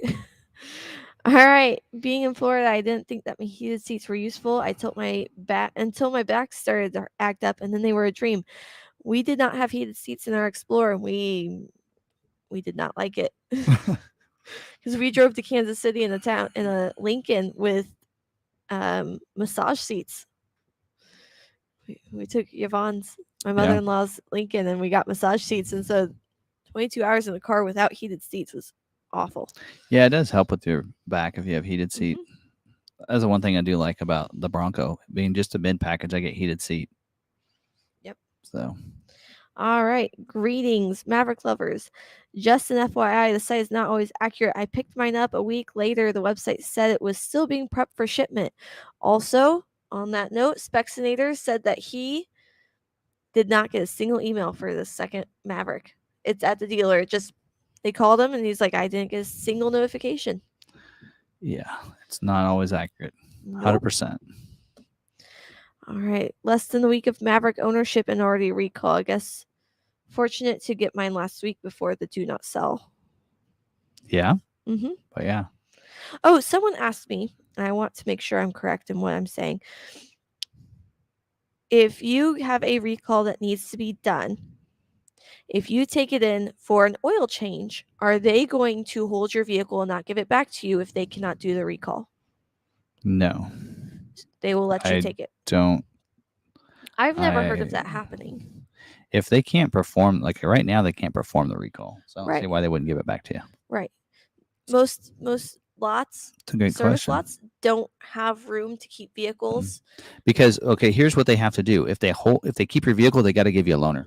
Yes. They have to give you a loaner. It's Yes, actually because it's a recall. yes. So actually, I think it's mentioned over here. I usually don't print out that part of that, but yeah, dealer operated vehicles. The Fixing America's Surface Transportation Fast Act law, effective June 2016, prohibits a rental company from selling and renting.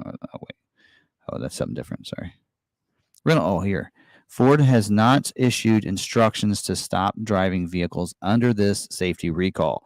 So there you go. So have them look at the recall because under the rental section it says Ford has not, underlined, has not issued instructions to stop driving vehicles under the safety recall.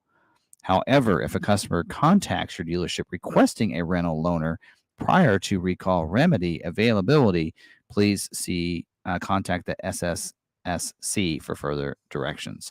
So that right there, it tells them that they can continue to drive it because it has not been a do not drive issue. I don't know if you remember Bronco Raptor, they actually had a do not drive. Yes. They even said trailer it in. So Yeah. that one was a do not drive. This is not a Yes. do not drive. Right. And so, it will yes. specifically say that. Yes. And if they do, you have to give them a rental yeah. if you're going to do that. So once they get, usually what will happen is they'll let them keep driving it until they get instructions on how to fix it. And if they don't have instructions yet, then they Right. can't fix it. Then at that point, it won't give you a vehicle to drive either. So they he won't says, take but it. if they don't have the part, they usually order the parts and call them when the part arrives. So that's usually how it goes. Yes. But in this case, last year when the recall was issued, the 22 S47 recall, the fix wasn't a part. So it was just a dismantle. Yeah. And so they didn't need a part. But this year, hopefully they have a better fix. All right. On to the next one. We have Ralph M. Do you know if they are bringing back the black appearance package for 24? Most likely, yes. We don't know for sure, but I wouldn't see why they wouldn't. Yeah. They will actually add packages and then they won't remove them until they do a total total next gen. If they go to like they did on the F-150, when they went to the current generation F-150, the 2020 had a black appearance packet. That's what I had. 21 did not. They took it away because they wanted to simplify things down to help with the launch of that new gen. So they'll revamp it and then they'll start introducing them back in. So now you get a black appearance package F-150 because they reintroduced it back. So 24, I wouldn't see why they wouldn't. They probably will also add something else. So what they like to do is every model year, they like to introduce something different and new, colors or a new package or something. Just to keep people excited. Originally that was made so people would a reason to keep ordering a new one each year. Yeah, so that was their goal. Is some people are like, "Ooh, I want that," so I'll trade in. So it'll probably happen this year. We'll probably see something come out in 24 that people that maybe didn't schedule went, "Hey, I'm glad I didn't get scheduled because I want this instead." We saw that happen last year. So we have. I learned how to say this. Where is it? I had it. My cursor over. I learned how to say his name. It's Mid Coast Maine. Yeah, they were there. They were. So I got to learn how to say his name because I just go, me. What was the question? I didn't read it. Oh, he was just saying he just got back from Carlisle. He has to check with the dealers, see if all the exhaust parts are in. He doesn't have to see the check engine light again. But I was saying I finally know how to say his name. It's Mid Coast Maine. F450 limited production schedule? ?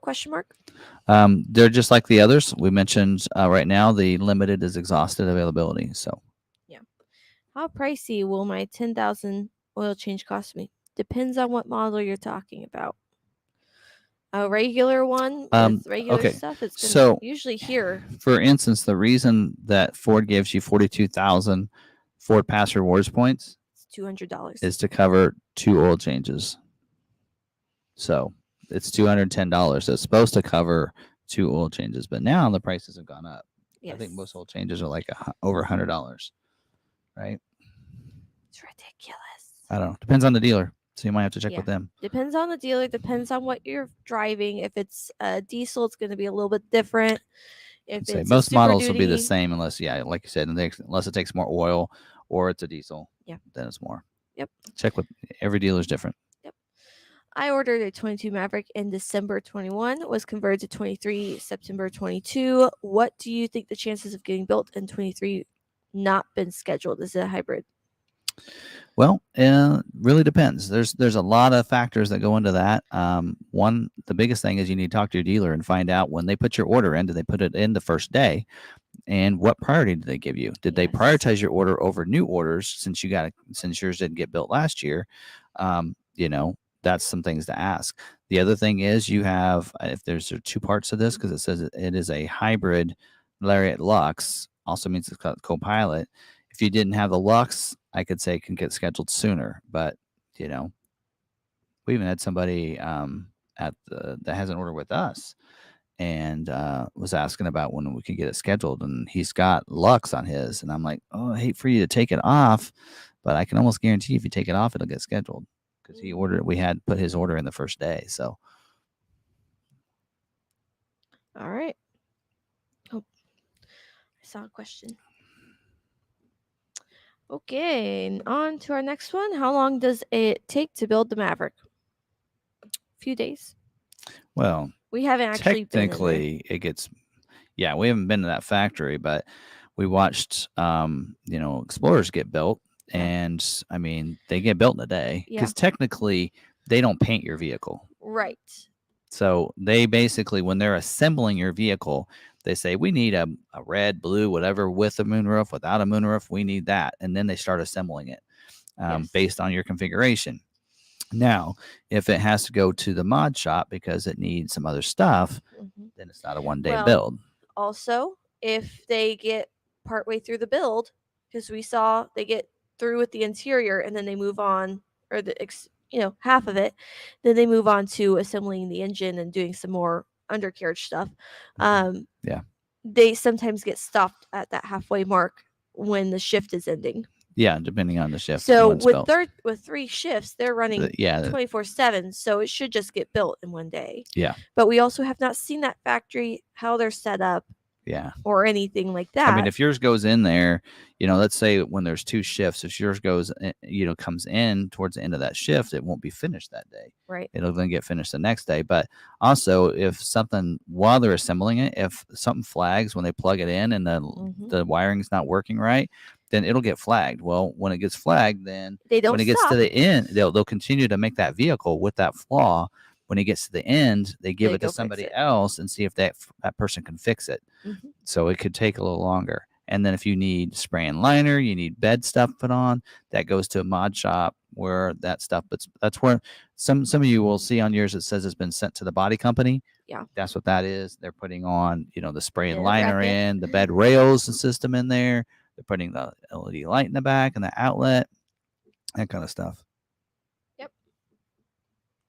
Alrighty. Hello, my 4-door Wild Track. Molded Mick top. Oh yeah. High package. Is in production. Window sticker populated, and the MSRP is about $25 less, and I was not charged for leather seats. Is this a private offer? No, your private offer will be separate. So private offer will come off of your price.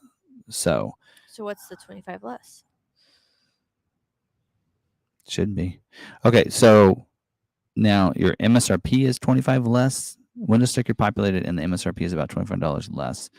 And I will not be charged the leather seats. Yeah, I noticed some people said that they weren't charged the leather seats. I don't know why it's $2,500 less than what you ordered.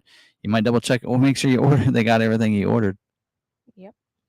I mean, if they miss something, there might be why it's less. You did get the hard top, but Woohoo. I don't know. All right. Not sure why it's less. That shouldn't be. I've never seen it less than what it was when you ordered. Only more. So you might double check your order sheet versus a window sticker and see if all options were added. Mm-hmm. The leather seats are supposed to be comped on those, or a private offer given to you. But if you have a no charge leather seat on your window sticker, then you will not get a private offer for the leather. So I think that's how they're doing it now. Is they're just comping that instead. Yeah. Instead of price protection. So someone said, "Are you saying take your Lux package off?" Yep. I mean, how fast do you want it? Yeah. That's what I tell people. I would never want to tell you to take something off that you really, really want. If you're willing to wait, leave it on. But Yeah. if you're more about, I need a vehicle, I want to get ordered now, I'm tired of waiting, take it off. Yep. The less of those constraints, the faster you're going to get it. All right. Robert Bottenfield says, wait, that didn't click over. There we go. When will we get together and talk about all my add-ons? My build date is June 12th. So if you have an order with us and you are scheduled, we will wait until it is at the plant and actually released from the plant next week before we start talking about add-ons. Yeah, you can start talking to Niles. But Niles is your guy. So call the dealership, ask for Niles, or email him. And I think Derek Stitham is your salesman. He could get you the Niles. So. Yeah. So yeah, get with Niles and he'll make sure your parts are ordered. Yep. They don't take but about a week to get here. No. So I think he's requested to wait for it to be released from factory. Usually they wait until it's been built and then they order the parts. But you can get with him now if you want. What he'll do is he'll get the list together so he has everything so that you don't have to communicate later. And then when he's so far out, he'll go ahead and order them. Yeah. And then you said you have a special offer, one of those ICI offers. Ford told you that it's up to the dealer to honor that. There's an expiration date on that. Yes. We cannot. Ford is we plan to honor it if it's within the expiration dates. If it has expired, we can no longer honor it. Yeah. That's a Ford expiration date, not ours. Yeah, it's the same. So, I like to kind of get, as an example, use the same thing. If Walmart comes with an ad that expires on Sunday and you go in on Wednesday, will they give it to you? Nope. Maybe they will, but that's a lot less money than $750 or whatever it might be. But again, you might also look at that because some of those offers don't work on Maverick. That's correct. Yep. We had Ford customer support telling customers, well, you know what? Here, you want this? Let me give you this special rate offer that you get. Since you ordered in this window, you get this rate offer. And I'm like, so I pulled that for that customer and I said, that's not good on Maverick. Yep. You look and it has like Bronco Sport, it has F-150, it has all these other vehicles listed, but Maverick is not one listed. I remember that promotion going on. It was a month after Mavericks were. You're shaking the camera. Sorry. This one gets to me because I get calls about this constantly. That was a month after the Maverick order banks were closed. So, and I actually remember pulling it up, hitting the little asterisk because it said on certain models or whatever. So I hit the asterisk and it said not good on Bronco, Maverick, Mustang, and like GT Raptors. Yes. Specialty vehicles. It's not good on those. So then Ford's saying, oh, this was good. No, it wasn't. So they sent that off. But also those offers, they expire. So every quarter, people can be getting one of those offers. And right now they run to July 5th. So if your vehicle's not in by July 5th to where we can do paperwork, then you're not going to get it. And that is not on us. That is a Ford offer. It is not a dealer offer. Yeah. Basically, what they're doing is trying to have us eat the cost. Yes. And discount the vehicle is basically what that amounts to. Yep. We've already agreed on a price. So. Yeah. So. All right. My Maverick is ordered with order number is M01M, sitting on ramp in Kansas City with recall. Will it sit in the rail yard or be shipped to you guys? Do we know it's got a recall until we actually pull the VIN? I don't know if we can tell. Yeah. They will go ahead and ship it. They're not going to do the Yeah. recall there. No. They don't. They're a shipping company. It's sitting in a shipping yard. It is not in a dealership. So typically it'll go on. So if there's damage to it where it can't be delivered, it can't move, they might fix it at a local dealership. I've seen windshields be replaced. Derek, one of our sales guys here, his was taking forever. We figured out it's because it had a broken windshield, so that's why it didn't get put on a vehicle. So it was at a dealership waiting to get the windshield put on, and then it was finally shipped out. But typically, like recalls, they will not be done. They will only be done at the delivering dealer. So if it does have a recall, then it has to be done here. If it has the recall we're talking about, then we won't be able to deliver it to you. So it just depends what we're talking about there. Now, I mean, we can pull the VIN and see if it's got a recall, but yeah. But I am aware that that's at Kansas City. Yep. That is not why it's not being delivered, because we had some delivered just today. All right. When the order banks open for Maverick, and the new orders will be, when the order banks open for Maverick, the new orders will be late getting in line for 25. Depends on the dealer. Yep. Right. So we will prioritize our customer orders. We'll try to make sure they get put on first day. Yes. But they also get the highest priority. Priority is going to be just like it says, priority number one, right? So priority be looked at first, and then it'll go to the day it's been ordered. Yep. After that.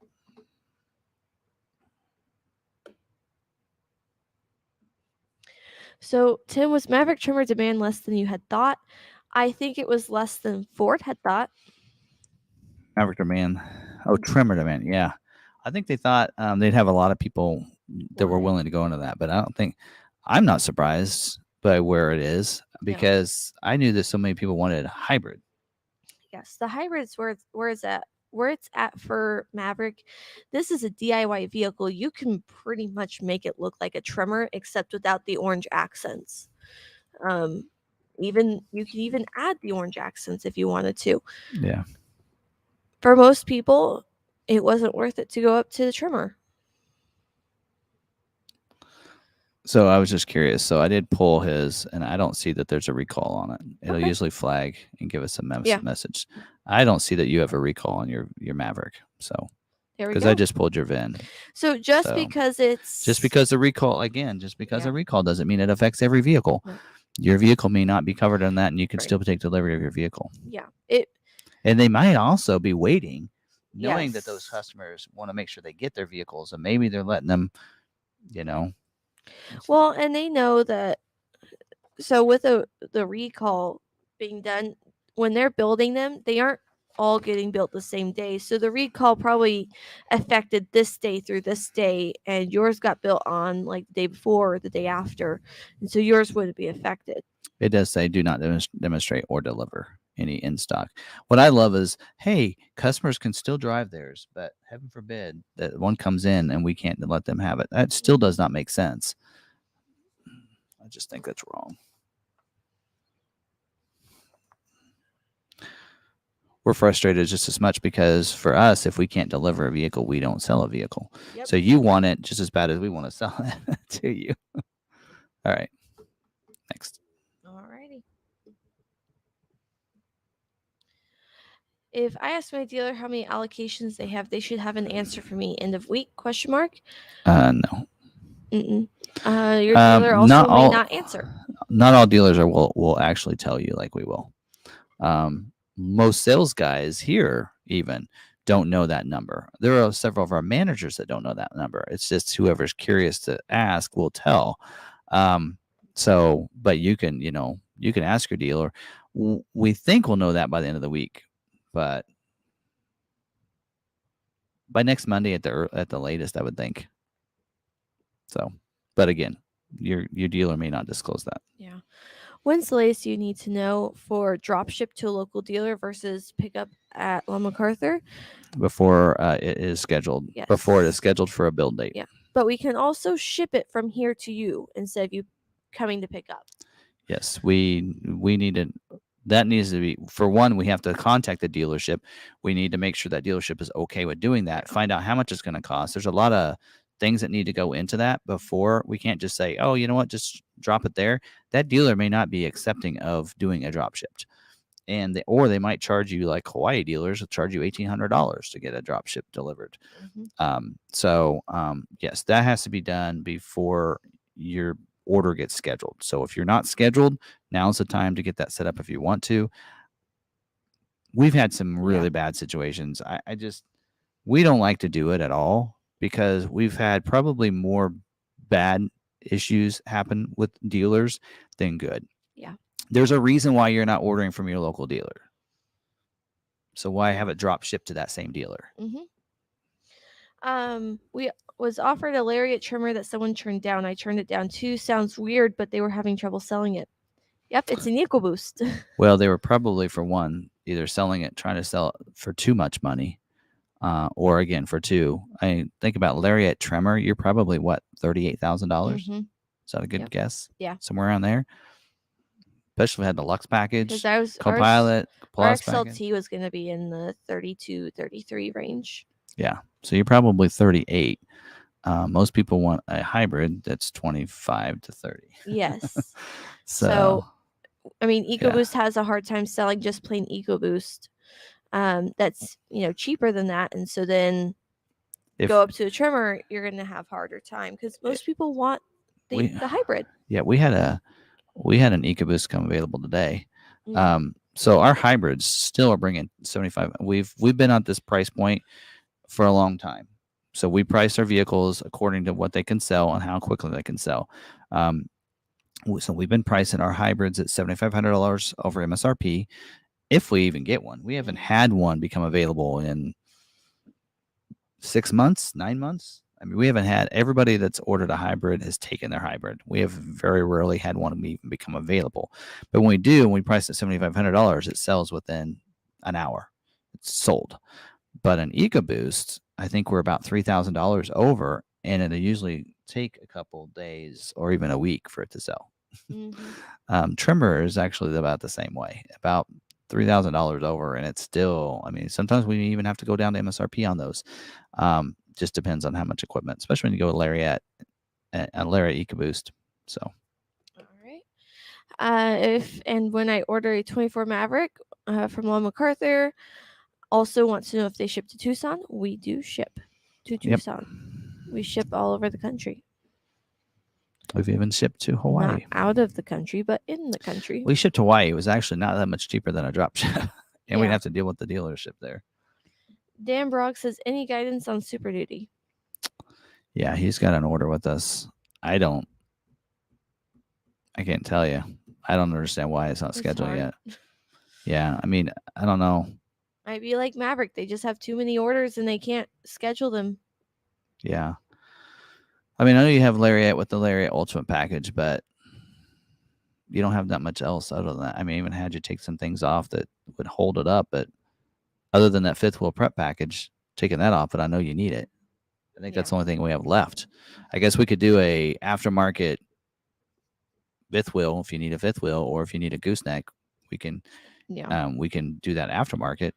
You can do it that way for you before it's delivered to you. Maybe, reach out to me if you want to maybe think about doing that. I think that might be the only thing else. So. Okay. He says, I'm sorry, I'm confused. Is the Maverick on recall or not? Some are on recall. Yes, so there is a recall for vehicles built between certain dates, but not every VIN is affected by the recall. So if we pull your VIN and it doesn't have a current recall, we can deliver it to you.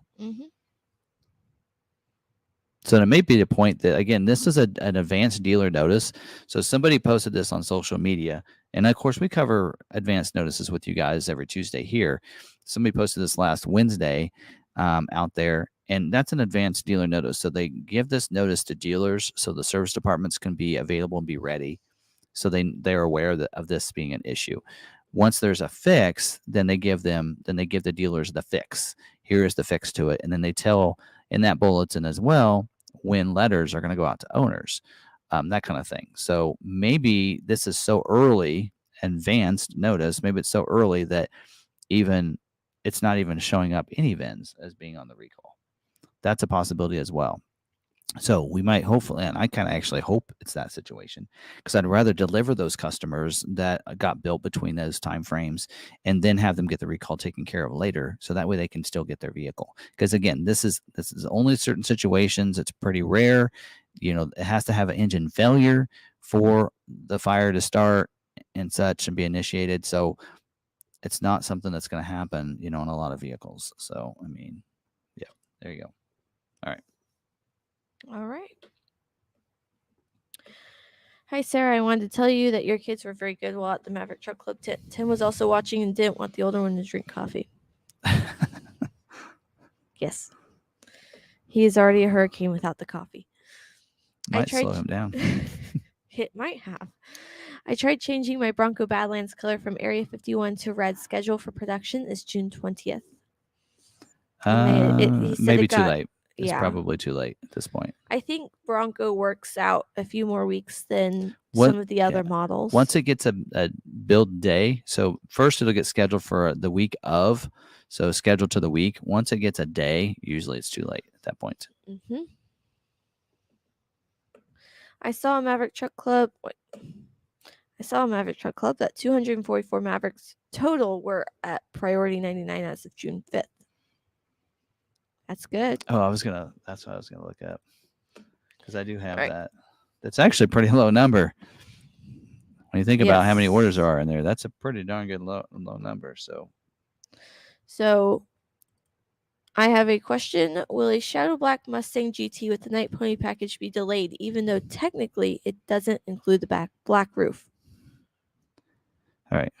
Is it scheduled?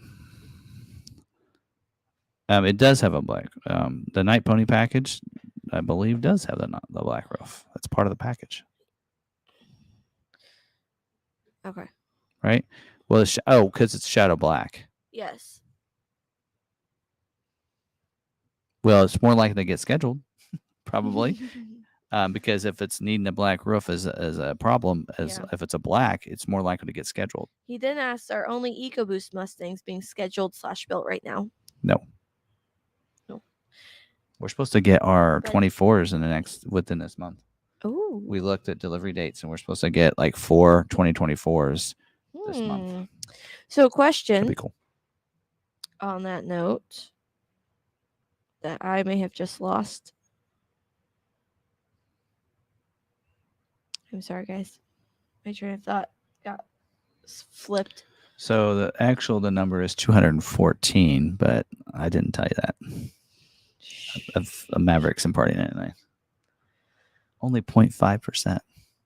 Mm-hmm. There's 41,626 Mavericks unscheduled at this point. Okay. So they've even got half of them built.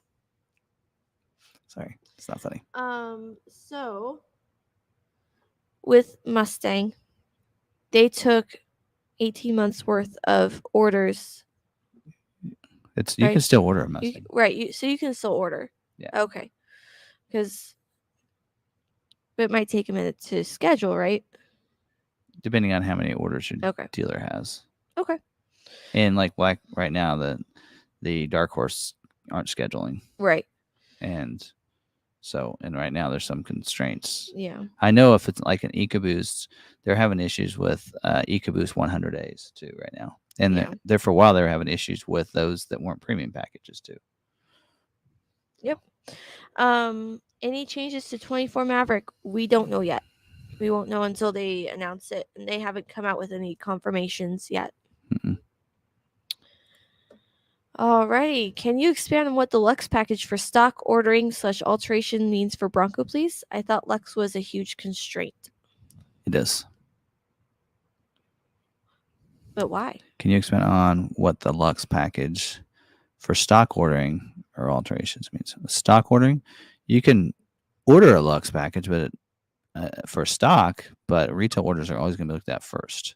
So I'm confused on that for stock ordering alterations means for Bronco, please.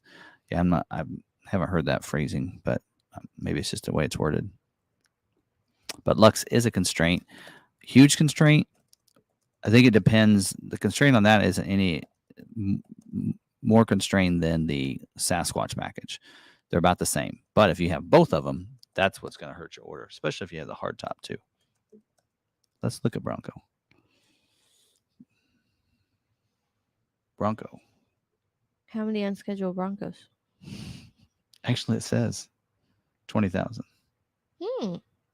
But there's 212 in Priority 99. Why is there an order in Priority 99? There should be no reason to have one at Priority 99. Come on, dealers.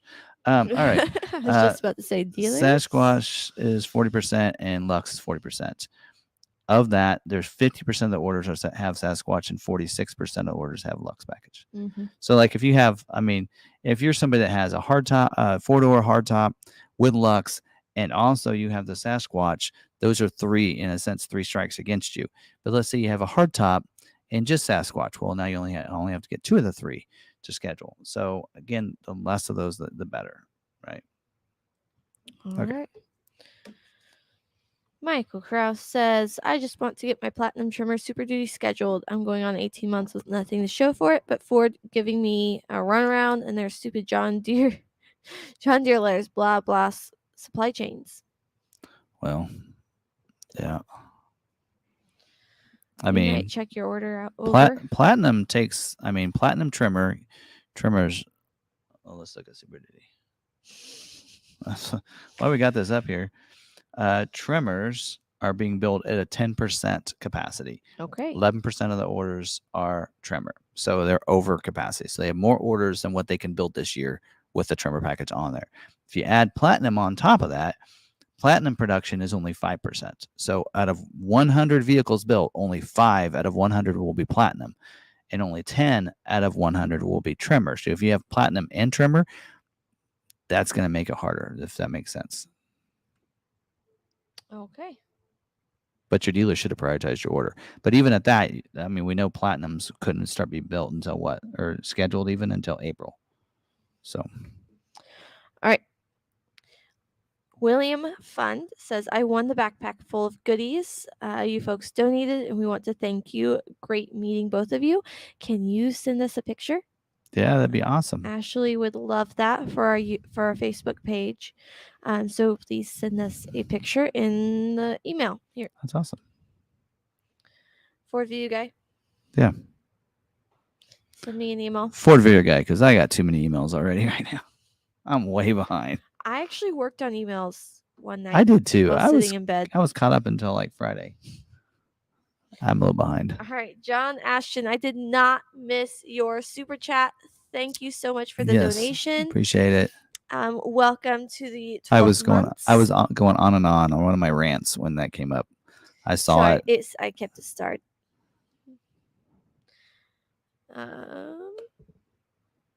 All right.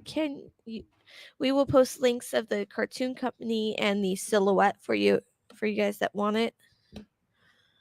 My local dealer said that they put special language in the contract that didn't allow people to sell Mavericks within the first year unless it was back to the dealer for what was paid. Sorry, this is funny. Ford never said that there was a... But the dealer probably could put it in there. My dealer said that they put special language. So the dealer put special language in the contract. Which... What are they going to do? Right. If unless you, how do you hold that to them? They could sue them if they found out that you sold it for more or whatever to someone else. They could sue, I guess. So they did that for Lightning. They told dealers to do that, and we never put it in anything. None of our Lightnings have that on there. We were supposed to do a 6-month or something. Ask out of courtesy that if you finance with us, that you wait 6 months as a courtesy to us. In our financing. Yeah. That's kind of like the rule around here for people. Yeah. Now, for many people don't know this, but if you are a dealer, a D plan, you're required to keep it 6 months if you order and get a vehicle. Yeah. If you're going to use a D-plan pin. Yep. Lebo was like, hey, we should sell the truck. It's a payment we don't really need. I'm like, we just got that in February. We can't sell it yet. Also, why did we buy a truck then and sell my truck? Today, I drove the Lightning today, and I was like, maybe I don't want to get rid of this. I'll drive it for you. I don't know. Somebody just want to make the payments. I'll be all right. I'll drive without payments. Wouldn't we all? Okay, next. I was also wondering if you guys knew an estimate on the Mustang GT order wait times. No. I mean, again, depends on how you ordered it. You know, the performance package, if you have that on there, that can take longer. Where's Mustang? Here's Mustang. So GT is being built at a 50%. So 50% of the Mustangs built are GTs. That's a big number. Well within of what the orders are. But if you have the GT performance package, that's 20%, and 42% of the orders have that package. So if you have a GT with the GT performance package, that might take a little longer to get it scheduled. So, all right. I hate that it doesn't always click on it. My Excel order doesn't get scheduled in the next batch. Should I contact my salesman or you guys have my order rolled over? I think if we know if we're getting close to order banks opening and we know when that's going to be and you're not scheduled yet, we'll contact you. So June is the first full month of scheduling before, well, maybe before order banks open. They should use, well, probably, especially if like we're not even scheduling for this month yet. So if they do the same thing in July, then the order banks could be open up before they start schedule for July. You should see some scheduling for July. So okay, they're scheduling this month for August build dates, right? So July would be for September build dates, and they're going to build into October. So yeah, they're going to still schedule July for 23 production. So you could actually put in that order in July, but then still get scheduled that month for a 23. So it'll be, we did the same thing happened last year, right? Where we had some people that put orders in and then we still scheduled that month. So that's going to happen this year. So what I do is go ahead and put that 24 order in with your dealer. Again, you're putting a new order in. That 23 order is still going to be there. So it could get scheduled the month that you put in that new order, right? So putting in with us, if you have your order with us, then we'll put yours in as a 24. But if you don't have a 23 order with us, we're going to have to see how many we have carried over. I have a feeling that we're going to be almost full of, we have that many that are going to not get scheduled this year that are going to need to get put in 24. Yep. So we need to be very cautious on how many we take because, we don't want to overextend. No, so. All right. RagnarCon says, any one of your Bronco customers have a Big Ben scheduled to a day in the past week and a half? Curious to see what the window sticker to see if they have the seats or not. Okay. I think I'd have to do some research on that. That's a good question. But I do know we have one of our members that has a Big Ben, and he actually wants marine grade vinyl, but I think it's going to be built with cloth. Because I think he's got a build date coming up. Hold on, let's pull the VIN here. Hold on and see. Oop, wrong one. Doug, one of our members, he's got a scheduled to the week of. Let's pull his VIN. Let's do a little research, little recon here.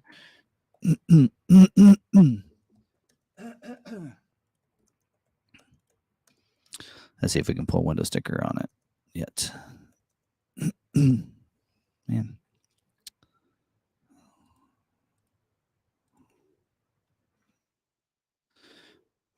And say if this hasn't got moved back, then it'll have, oh, nope, can't see his window sticker yet.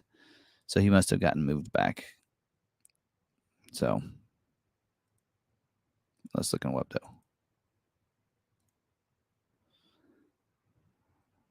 was that order number? Here it is. It is scheduled. No, it didn't move back. It's scheduled for June 14th. So scheduled to the day, but I can't see the window sticker yet. So, unusual. Usually by now we can see the window sticker, but so I can't see it yet on his. So that's the only one that I know of for sure. So, all right, next question. All right. We'll have to keep our eye on that though. I'll let you know. LM build schedule for 6/14 week. Logistics are getting pickup at Law McArthur, driving to Charlotte from Salina's for free Shelby GT500 for performance track day before August. Any chance it will be in? Not sure. Build scheduled for 6/14. Yeah, I think so. Yeah. We were actually thinking about anybody that's built in June should be able to take delivery in July. So, because we have that event July 5th. And so we have some people that are wanting to pick their vehicle. August 5th. What did I just? July 5th. Thank you. We got that event July 5th. So we're basically saying anybody that gets built in June should be able to take delivery in July. So that should be achievable. And it can stay here. I mean, we're not going to, if you want to pick it up and do one drive back through, then that should work. Yeah. Man, that sounds like fun. Kevin, it is a Lariat hybrid, concerned since it is in the window that has a fire risk. Okay, so Kevin says, sorry, joining late. My original order, October 21st. Truck was produced 4/28 and is shipped to Michigan plant for final inspection. Hybrid, what are the chances I actually get it? It's a Lariat hybrid, concerned since it's in that window that the fire risk or everything was supposed to be on hold. It wouldn't be going to the Michigan plant for final inspection if it's a Maverick. No. Depending on where your dealer is, if your dealer's in that area, then it's going there because that's where it needs to be built. Yes. The recall is either they're going to take care of it before it leaves the plant. If it's already been released from the plant, it will then be done at your dealer. Yeah, if it needs it. Yes, if it needs it. If not, the plant will take care of it right then and there, or when they can. Yeah. But let's see, where was I going with that? So if you are in the Michigan area, then your vehicle will be shipped from Hermosillo up to Michigan. It's not going to another plant to be inspected. So if it's already built, you should be good to go, unless it does have that, which at that point, if it's shipped, then it's going to go to your dealer, which then it will sit and wait for the recall if it is needed. Okay. Ragnarcon, I think I have your answer. So I have a vehicle that just got built. It is an EcoBeast that just got built. And it does have the cloth seats on the window sticker. So, like I said, this other one is supposed to be built. Actually moved back. It was supposed to be built this week, and it got moved back to next week. Let's see what else. We have this other one that's later in the month. So as of right now, we'll keep our eye on it because we also have another one that's supposed to be built towards the end of the month because it's supposed to be anything built the week of July 10th and after is supposed to be that's when the switch is for that seats. We do have. What was the date on the window sticker? To be honest, I don't know how to read those. 6/6. Okay. Today. So it got built today. Yep. And it should have cloth seats. So Eruption Green, Bronco Sport. I mean, not Bronco Sport, Bronco. Big man. Yeah. With 2.3 mid package with cloth seats. Yeah. It is the gray black seat. So, yep. Kevin, so on yours, it's being sent to Michigan. You are in Ohio. So that might. So they might send it. The next location for them to spiderweb out of might be Michigan, because here it goes from Hermosillo into Arizona. In Arizona, it's spiderwebs out. Then in Kansas City, City it's is where- spiderwebs out. They only have a few depots where they stop and unload the vehicles to then ship out to the different dealers in that area. So For us, it's Kansas City, which is 2.5 hours away. For you, it might be Michigan. Yep. So it's not going to the Michigan plant. I promise you, the Maverick Yeah. is not going to be Now- taken to the plant. I could see that a dealer might be telling you that that's what's happening, Yes. but that's not not. what's happening. We do not know any new They don't- colors or colors on the Maverick. They don't do. There's only two places to do recalls. Either they'll take care of it. I've seen some vehicles built right by that window. Let's say a vehicle that might have been built on the 18th or something. If they have the fix for the recall, we had some on the airbag recall on a couple that actually were held up at the plant to get the recall done. But in this case, I don't think that's going to happen. It'll get to the dealership, and then the dealership either will be able to deliver it or not. And keep in mind, just because it's built in that window does not mean that your vehicle has the recall. Yes. So like we just looked one up for one that's supposed to be delivered that's in Kansas City right now, and I pulled that VIN number and it did not show a recall. Yep. When you go and do a smart Vincent, the first thing it'll tell you, if you can't deliver, if you can't sell it because it has an open recall, it's a big flag that shows up and says, do not sell until this recall is done. And so you are not allowed to sell it. His came up, it was Philip. His can be delivered because his does not have the open recall, and his was built in that window. So there's not a fix in place yet. And all of the ones, But- all the ones we received this week aren't. I don't believe, I haven't checked them, but we've had 4 members that their vehicles have come in, and they're all doing paperwork right now, which means they can be delivered. So, yes. So again, not everyone that's within that window is going to get affected by this recall. Yes. So hopefully that helps people Yeah. have a sigh of relief here, because I think a lot of people are like, oh, I'm doomed because mine was built in that window. I'm probably not going to be able to take delivery of mine. So Mhm. that's not necessarily the case. Yes. If yours is flagged for a recall. If. Yep. Mid-Coast Maine says round trip to Carlisle and back was 1,429 miles, $129 in fuel, 41.3 miles per gallon trip average, and he was in a Maverick. Ours was almost close to 3,000 miles, and we got 22 miles per gallon the entire way. I was looking at right, Nikon. Yes, I had started The that. date I need is in the special order box. If it's a retail order below the MSRP. Well, let me look. I actually closed that up again. Pull that up again. I think I still have the VIN number in my board. There you go. So, special order number. Okay, it says 5/25 of 23 is the date in there, beside right under the special order boxes. I think is what you're talking about. So here, let me see. I should be able to do this. Share screen. How's that? That work? Can you see that? Never. We can't see anything. Oh. Ever. Well, not until I do this. And you got to take that off. Can you get rid of that comment? How do I get rid of that? Oh, hide current comment. Got it. Okay. So there you go. Maybe you can see that better here. There. Do it that way. Maybe it's bigger. Maybe you can see it. So yeah, I think what you're talking about is in that special order area, and it does say 5/25. So that's what you're looking for. All right. Alrighty. Oops. On to our next question. There we go. All right. Scooby says, I'm going to talk to the dealer tomorrow. Is there any documentation about price protection for the Maverick?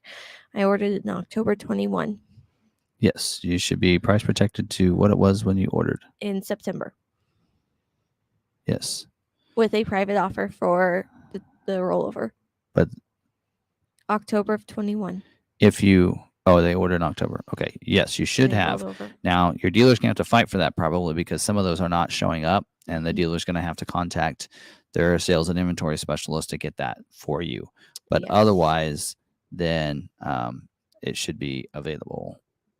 Yes. And then there's a $500. So you need to be price protected to the price in September, and then also you should get a private offer of either $1,750 or $2,750. So Yep. you might have to fight for those a little bit, but make sure they're aware of those. Mhm.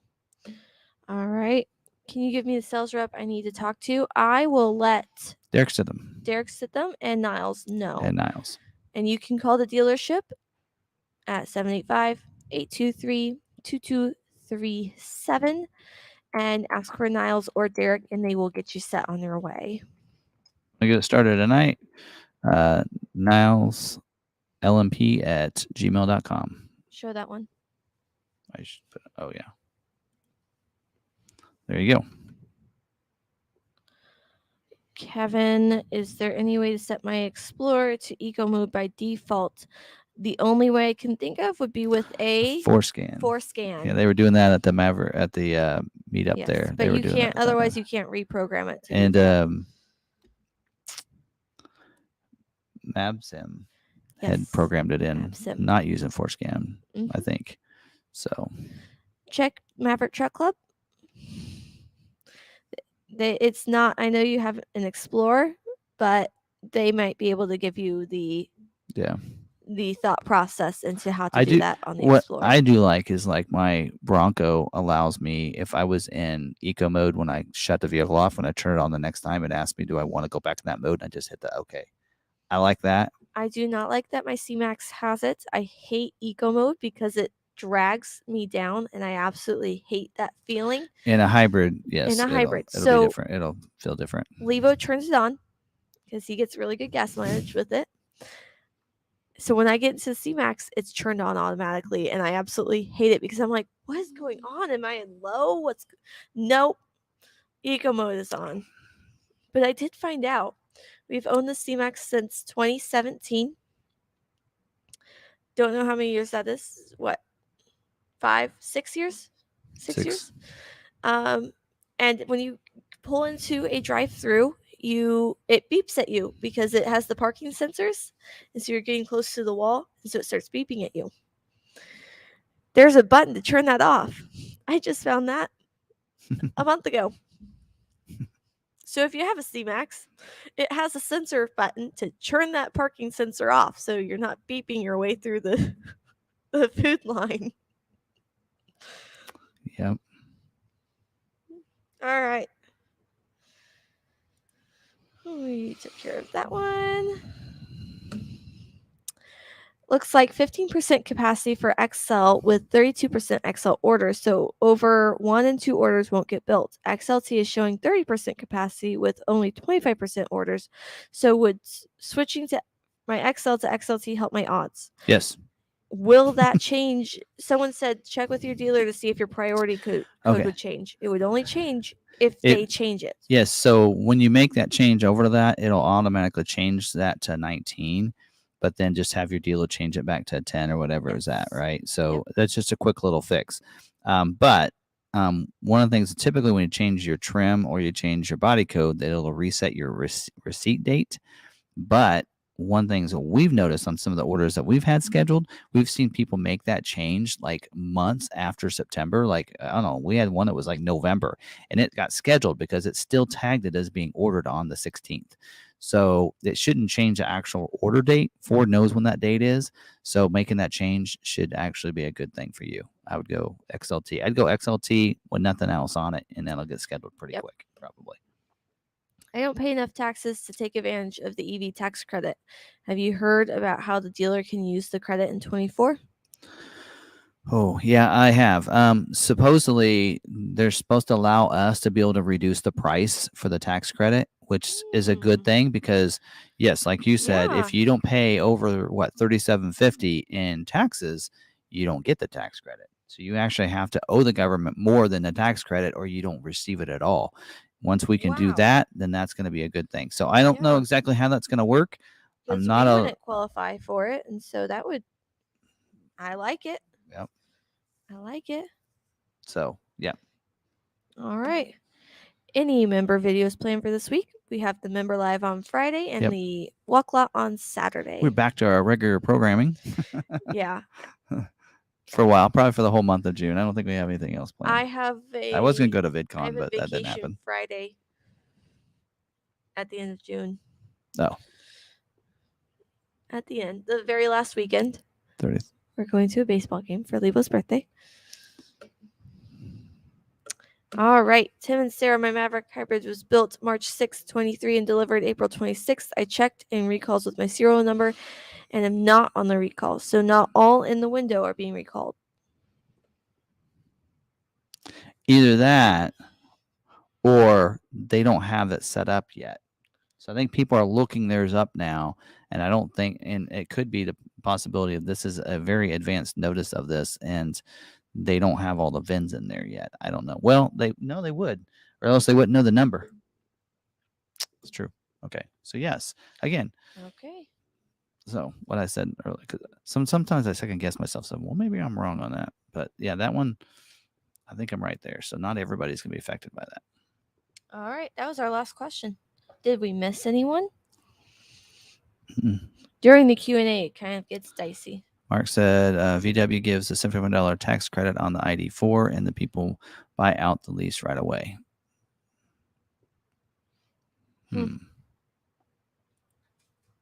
Anyway, any other questions? Give it a few minutes. I'm excited for the Maverick meetup. After seeing the Carlisle event, I'm excited for Maverick meetup even more. Mm-hmm. It's a lot of fun. Getting together with people and had a lot of fun. I mean, it was. I'm glad they invited us up, and it was fun. Yeah, it was a blast. Yeah.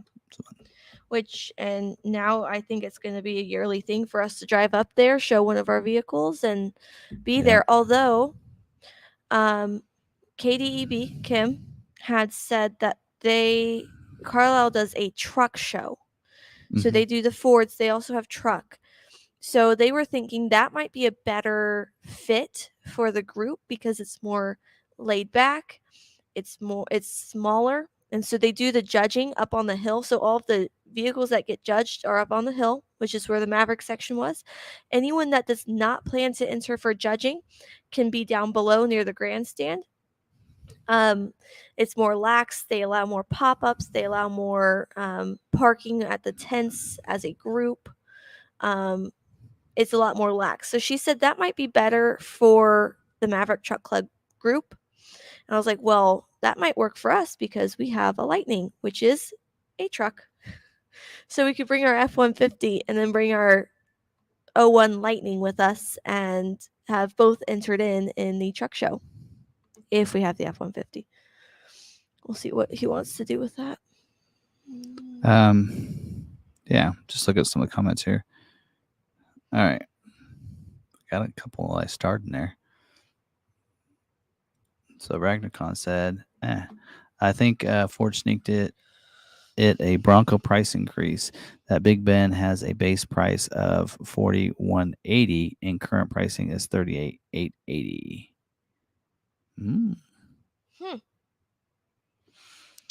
Yeah, he'll be that order will be price protected though to what it was when they ordered. So maybe they have another. I know there's a two. Well, no, they don't have the vinyl seats, so I don't know.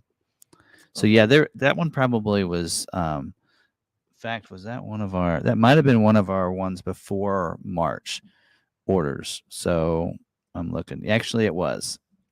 That was one of our September orders of last year. So it was one of the last ones I got scheduled before we took orders for March. So, yeah, good eye there. But yeah, so they'll be price protected to their price from September. So, yep. So in fact, we got one more of those that needs to be delivered. Actually, two. I think that one, and I got a couple more that need to be delivered, but quite a few. We don't actually have. We know that I've heard some people that are getting their September or their March orders getting delivered already, but they also live in Michigan, so we don't get ours that fast. Anyway, but yes, good Good eye there. All right. Next one. Is that it? Okay.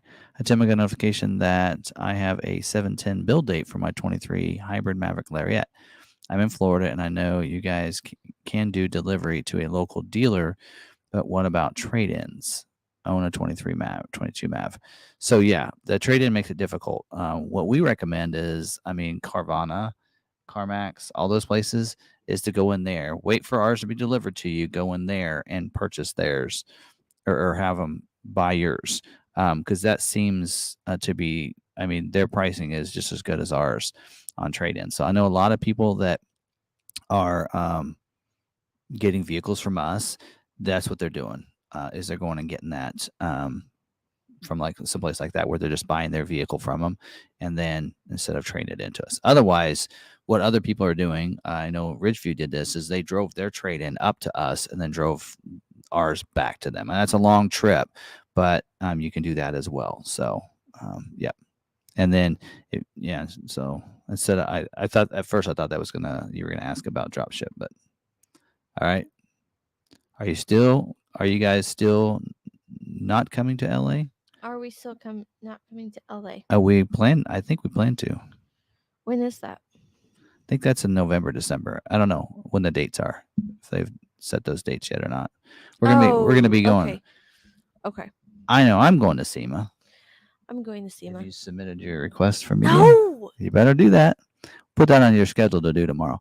But yes, I have media access to SEMA, so we'll be going to SEMA. That's end of October. Yes. All right. If I do change my 23 Maverick XL hybrid XLT, what would that cost? Yes. So you will have, for one, you're not price protected at that point. So if you do go XLT, it's going to be $400 more than an XLT was in September, and $100 more for your destination. Actually, if the dealership does it right, you won't have to pay the increase in destination, only the price increase going to XLT.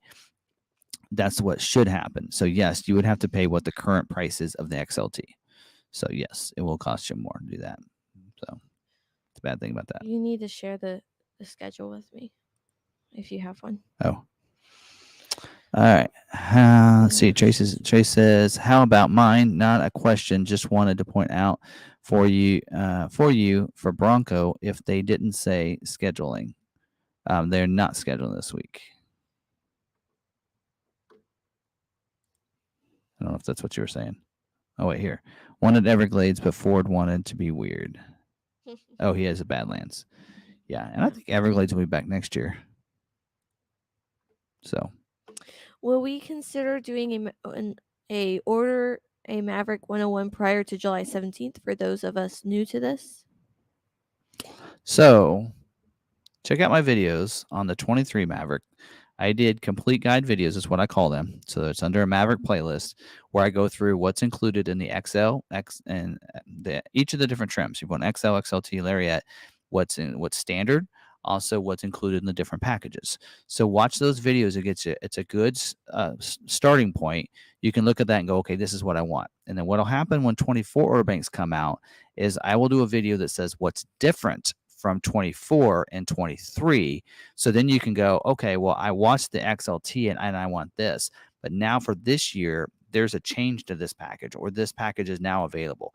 So that is, I recommend you do that, not because I want you to watch my videos, but I think that I just pride myself. I think those are the most thorough videos out there that goes over all the standard equipment and the different packages and options available for the different trim levels. So I would recommend you watch those videos so you get an idea of what you would order if you could order today. And then when 24 order banks come out, I will be doing a video on what's new, as well as a breakdown of each trim levels. Now, where it gets tricky, whereas last year, where they didn't release the order guide until they opened up the order banks, was that I take about a day or two for those videos to come out. If they do what they did for the Ranger and they give us the order guides ahead of time, then I can have those videos for you guys before the order banks open up, so you'll know exactly how you need to order the vehicle. So, so there you go. But that's what I recommend if you're want to say 101. Those are the most thorough videos. Check those out. I think that would probably help you out. All right. Anything else? All right. Good question. I'm getting 40 Lux Outer Banks hardtop put just in case they didn't say anything about scheduling. I was expecting a long time for my packages. 4-door Lux Outer Banks hardtop, just in case they didn't say.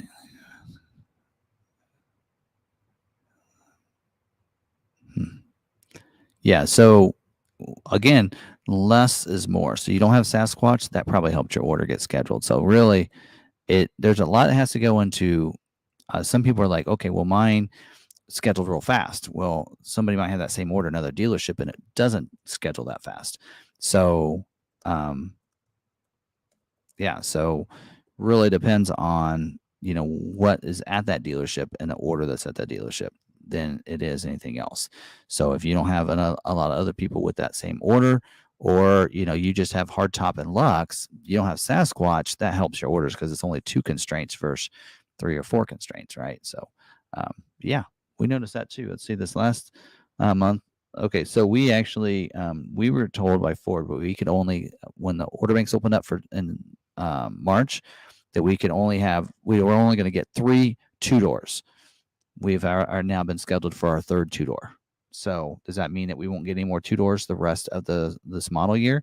Probably not. So that means we're going to get more than what we took. So if we had stopped at 3 and said we can't take any more orders in those 3, we probably are going to be able to fulfill more than 3 2-doors this year, right? So that goes to show you right there. And the 2-door that was selected this week or last week was a Big Ben 2-door. So it didn't have Lux, it didn't have Sasquatch, it didn't have, it wasn't 4-door. Because it wasn't a Sasquatch, I don't think it was Sasquatch. I don't think, yeah. Well, maybe it was because it was a Vance 4x4. So maybe it was a Big Ben 2-door Sasquatch, but of course it can't have Lux. So again, less of those things, the better off your order is. So I see All right. PA Outdoorsman. Yep. I love No to Rewind. Yep. Rewind. His vehicle did show up, is on the thumbnail, which I put together myself. And yeah, it's probably not the best, but I did what I could. The person that was busy, that usually does my thumbnails, and he got it to me, but I'd already scheduled it out. So anyway. Okay. Yes. So yes, PA Outdoorsman. So he is in here, and he is one of our members there, and he has also got a great YouTube channel. So check it out. So, yeah. All right. All right. It is 9:30. All right. We have been live for 2 hours and 34 minutes. All right. Thank you very much. Mm-hmm. So yeah, we'll continue to deliver the stuff for everybody. That's what we're here for. And yeah. All right. I think that's about it for tonight. 9:30. Jack, you missed everything. We're hopping off. What did I miss? Yep, time to rewind. All right. Yeah, we're about ready. Okay, Jack's here. We can leave now. Just kidding. So, all right. Well, thank you guys very much for joining us tonight. Don't even know how many people we had on here, but I figured it would probably be a pretty good group of people with all the Maverick news and everything. I was just saying that. I'm like, man, I don't have a lot of Maverick news. And then the recall came out, and we went to the event, and so it was a lot of fun. So, all right. Anyway, Chris, it's cold in here. Christian, it is cold. We have an air conditioner above us along with a fan. It is 80, 70 degrees outside. I do not want to wear long sleeves. I do not want to wear a jacket.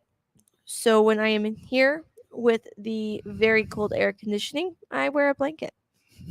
So there we go. Actually, what's funny is these fans weren't running yesterday. It was actually hot in here. Yeah. All right. Anyway. Okay. Well, I think that's it. That's probably why they're on today. All right. Well, thank you guys very much for joining us tonight. Don't forget, smash the like button, all that good stuff.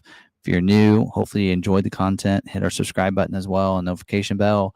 Other than that, I think we're good to go. So we'll just give our little out here. So thank you. Don't forget, stay positive, be kind to one another.